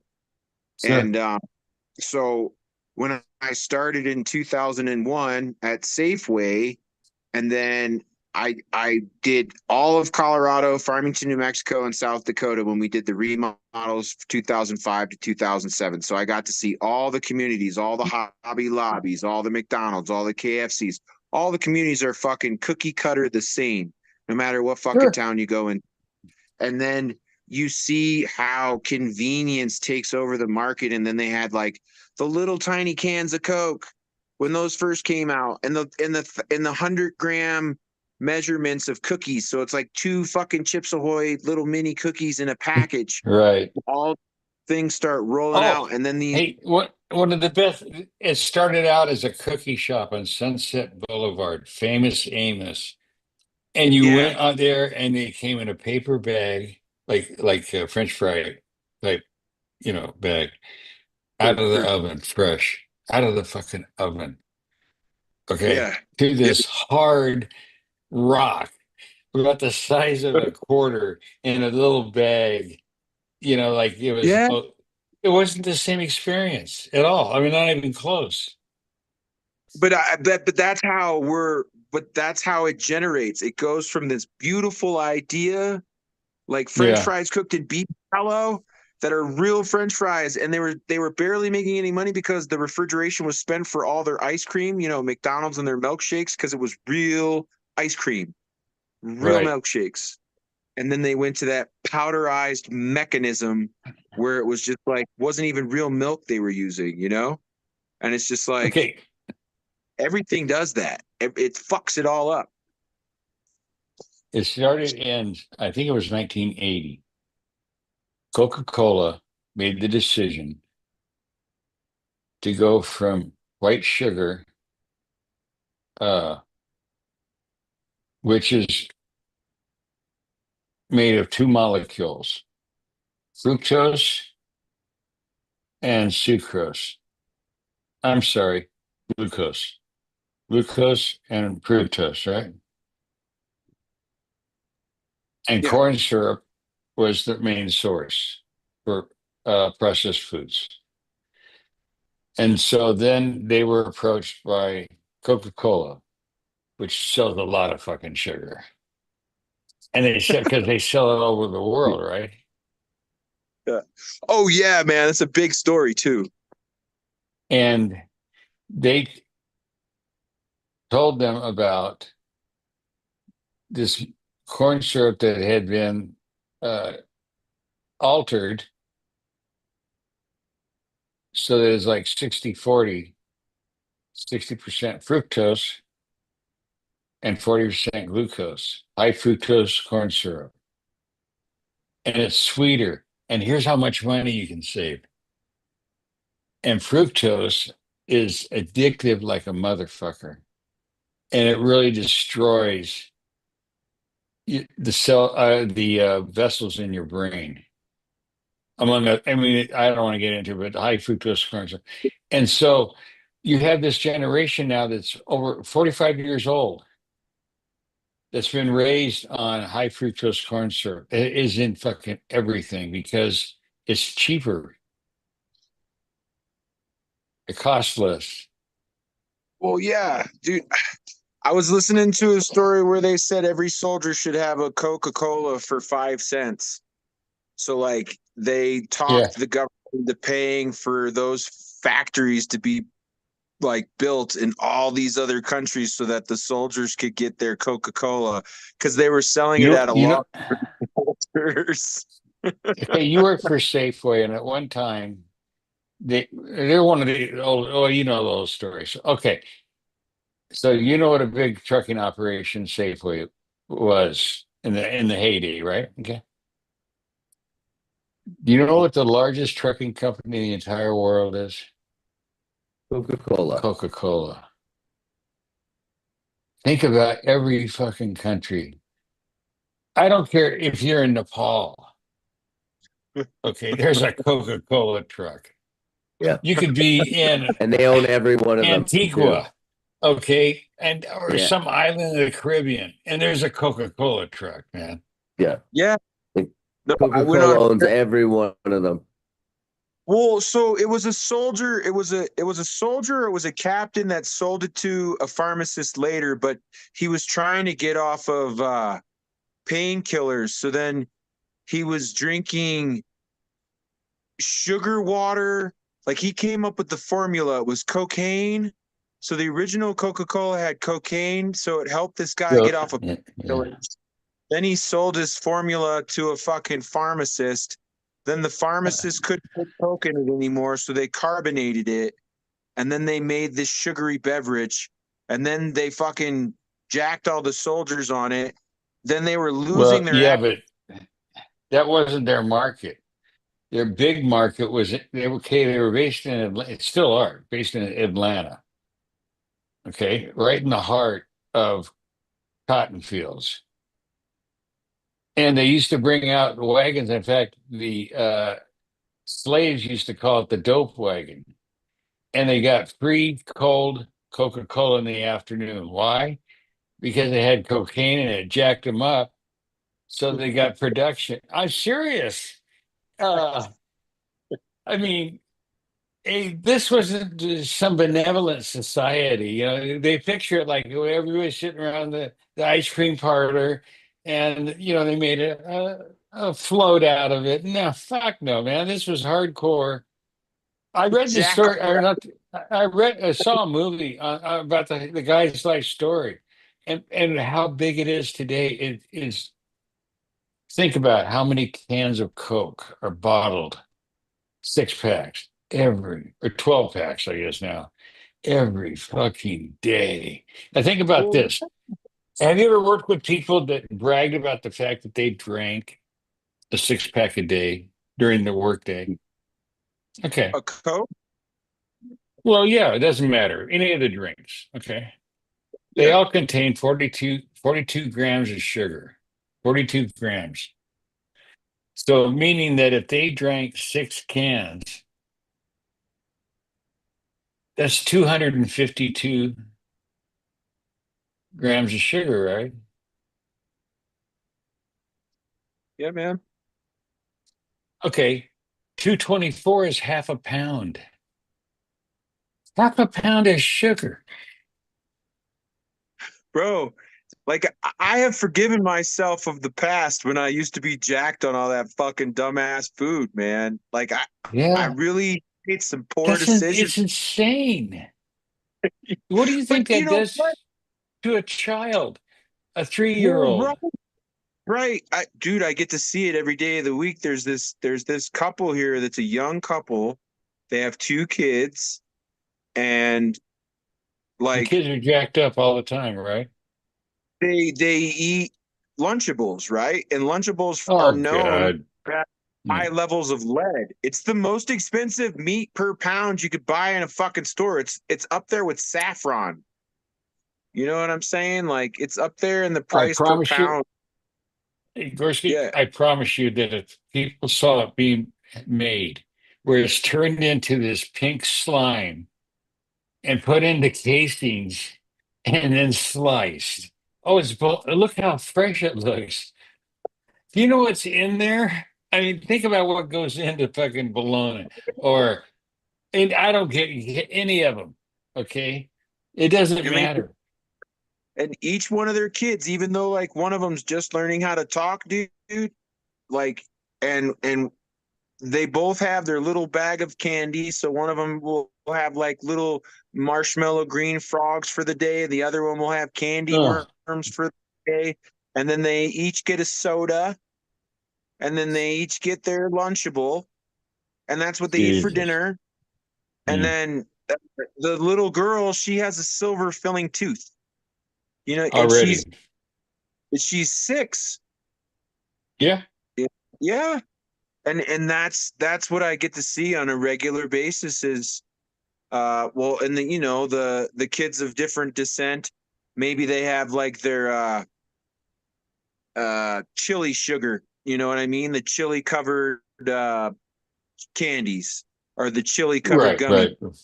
or what have you. But dude, I do feel kind of morally bankrupt when I see the the the pre-made crepes individually packaged or the Oh, go-gurts. yeah. You know what I mean, man? Yeah. It's changed the dynamics. Hey, we've convenienced ourselves to death, literally.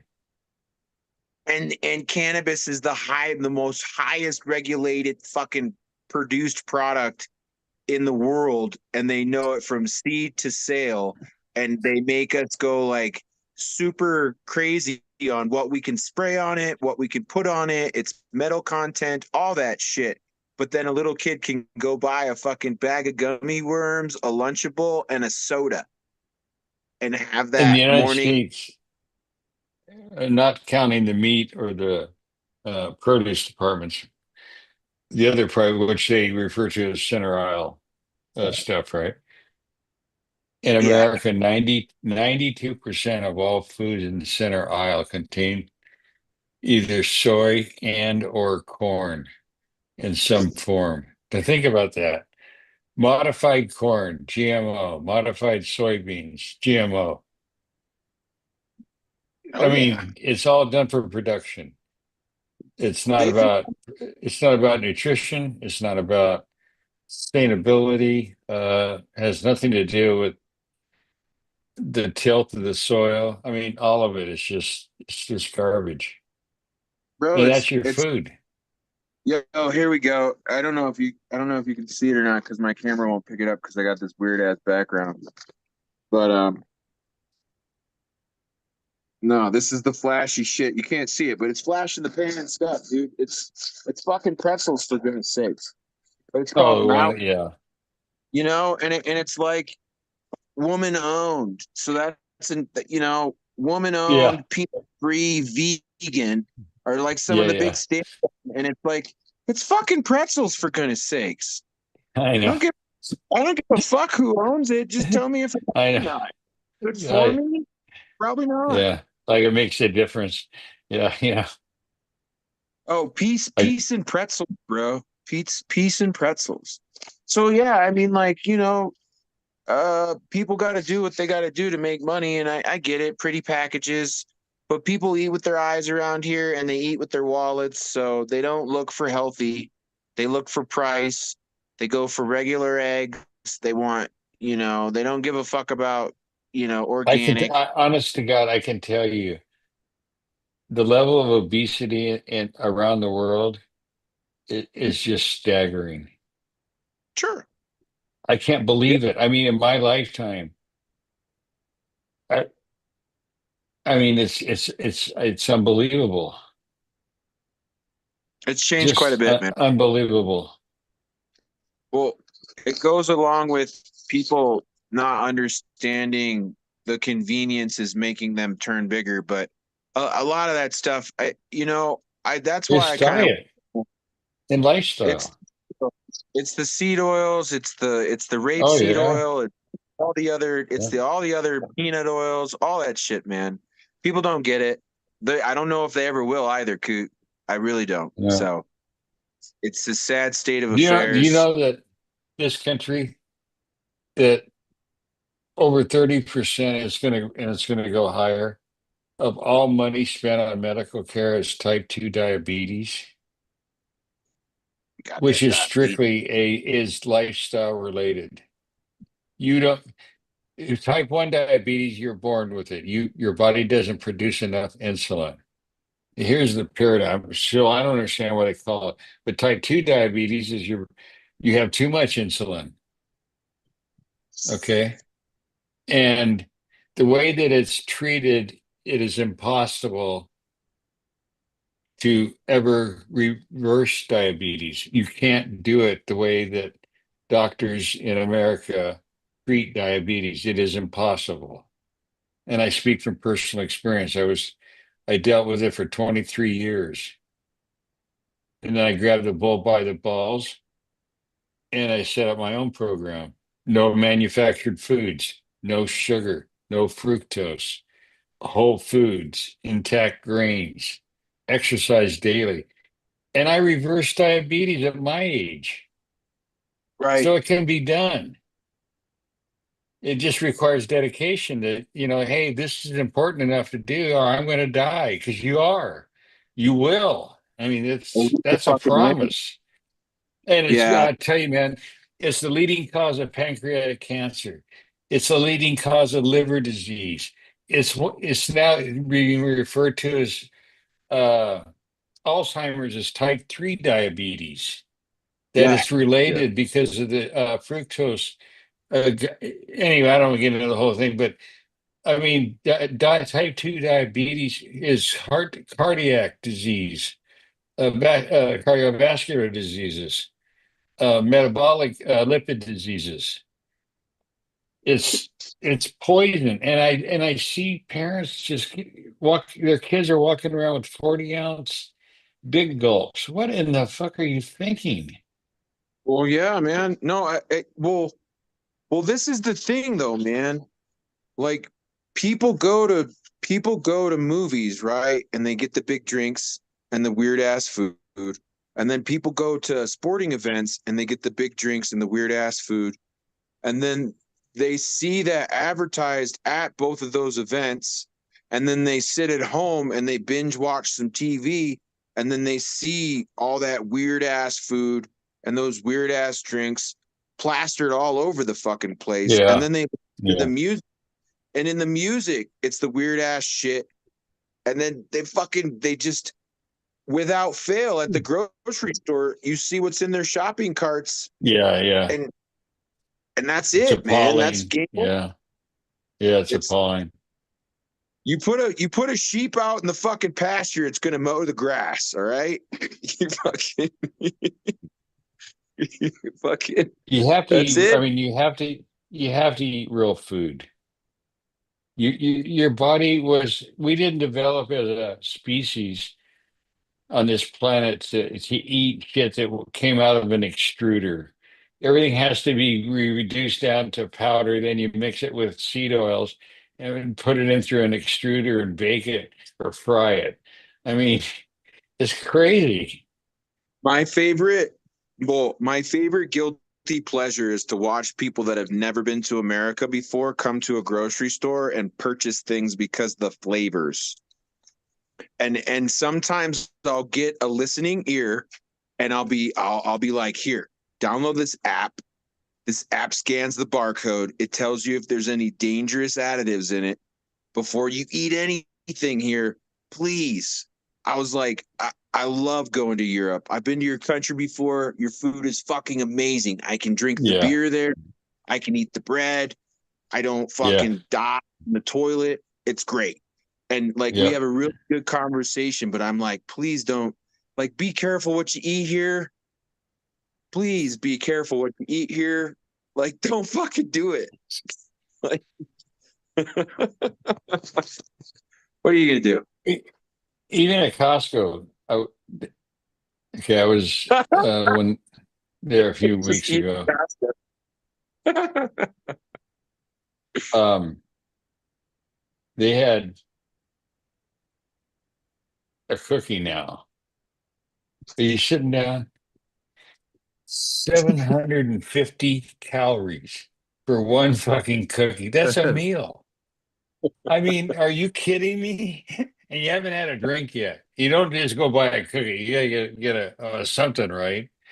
Uh, I whatever. bet it was delicious. I I mean, bet it's delicious. oh yeah, Oh it's yeah, got for chocolate. sure. Yeah, it's the usual deal. Yeah, it's a real cookie. And the thing is thicker and shit. It's like what was it? 5 to 50 or something, or $5.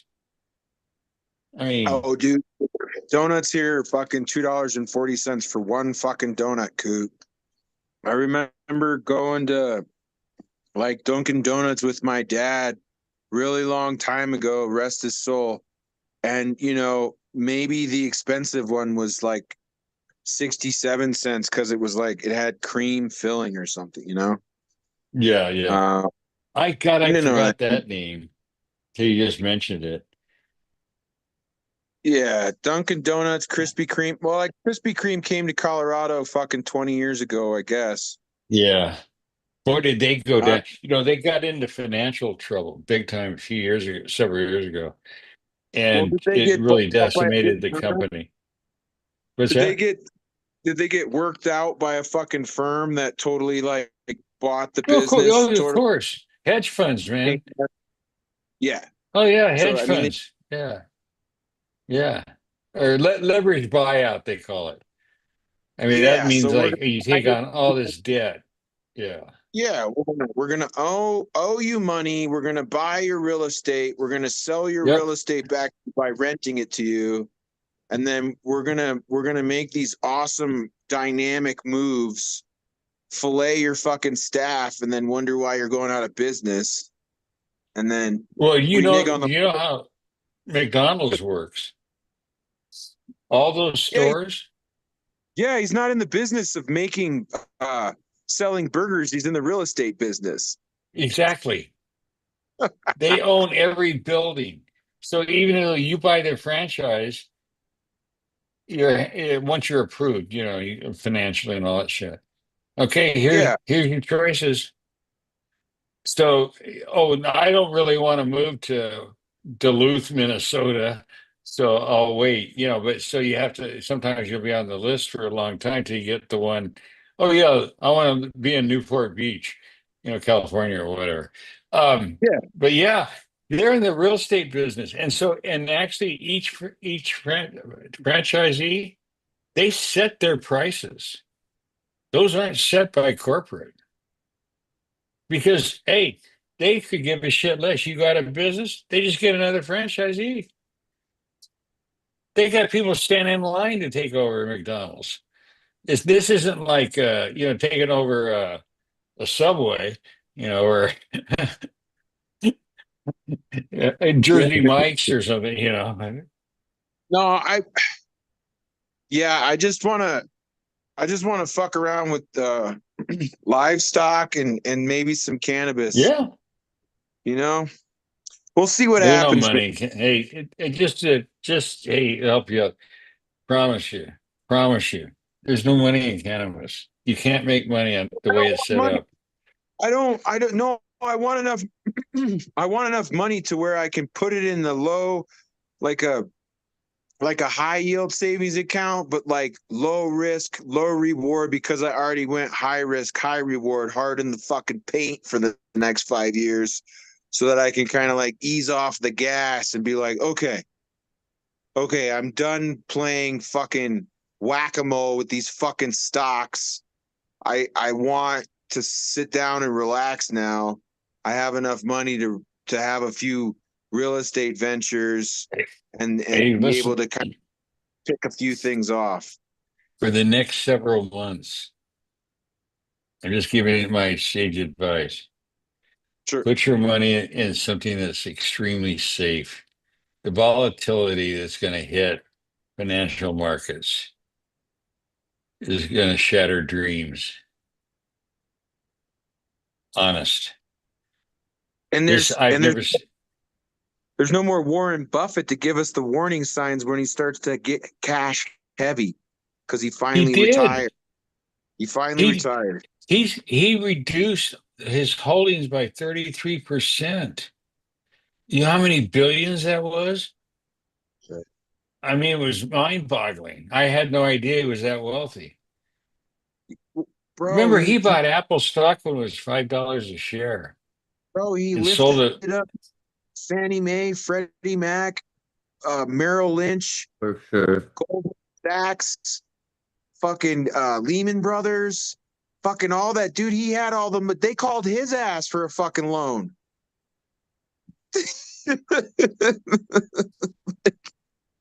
I mean, like, he was And no dumb. hey, like I said, all money is just a spreadsheet on a screen. Yeah, It's, real. yeah, man. Well, shit, All right, dude. guys, I gotta run. We let you guys Sounds go. good. All right. Yeah, Take man. All right, care, man. guys. Good Great talking, chat. everybody. Bye bye. Peace. Much love. Wesley, you get here too, bro.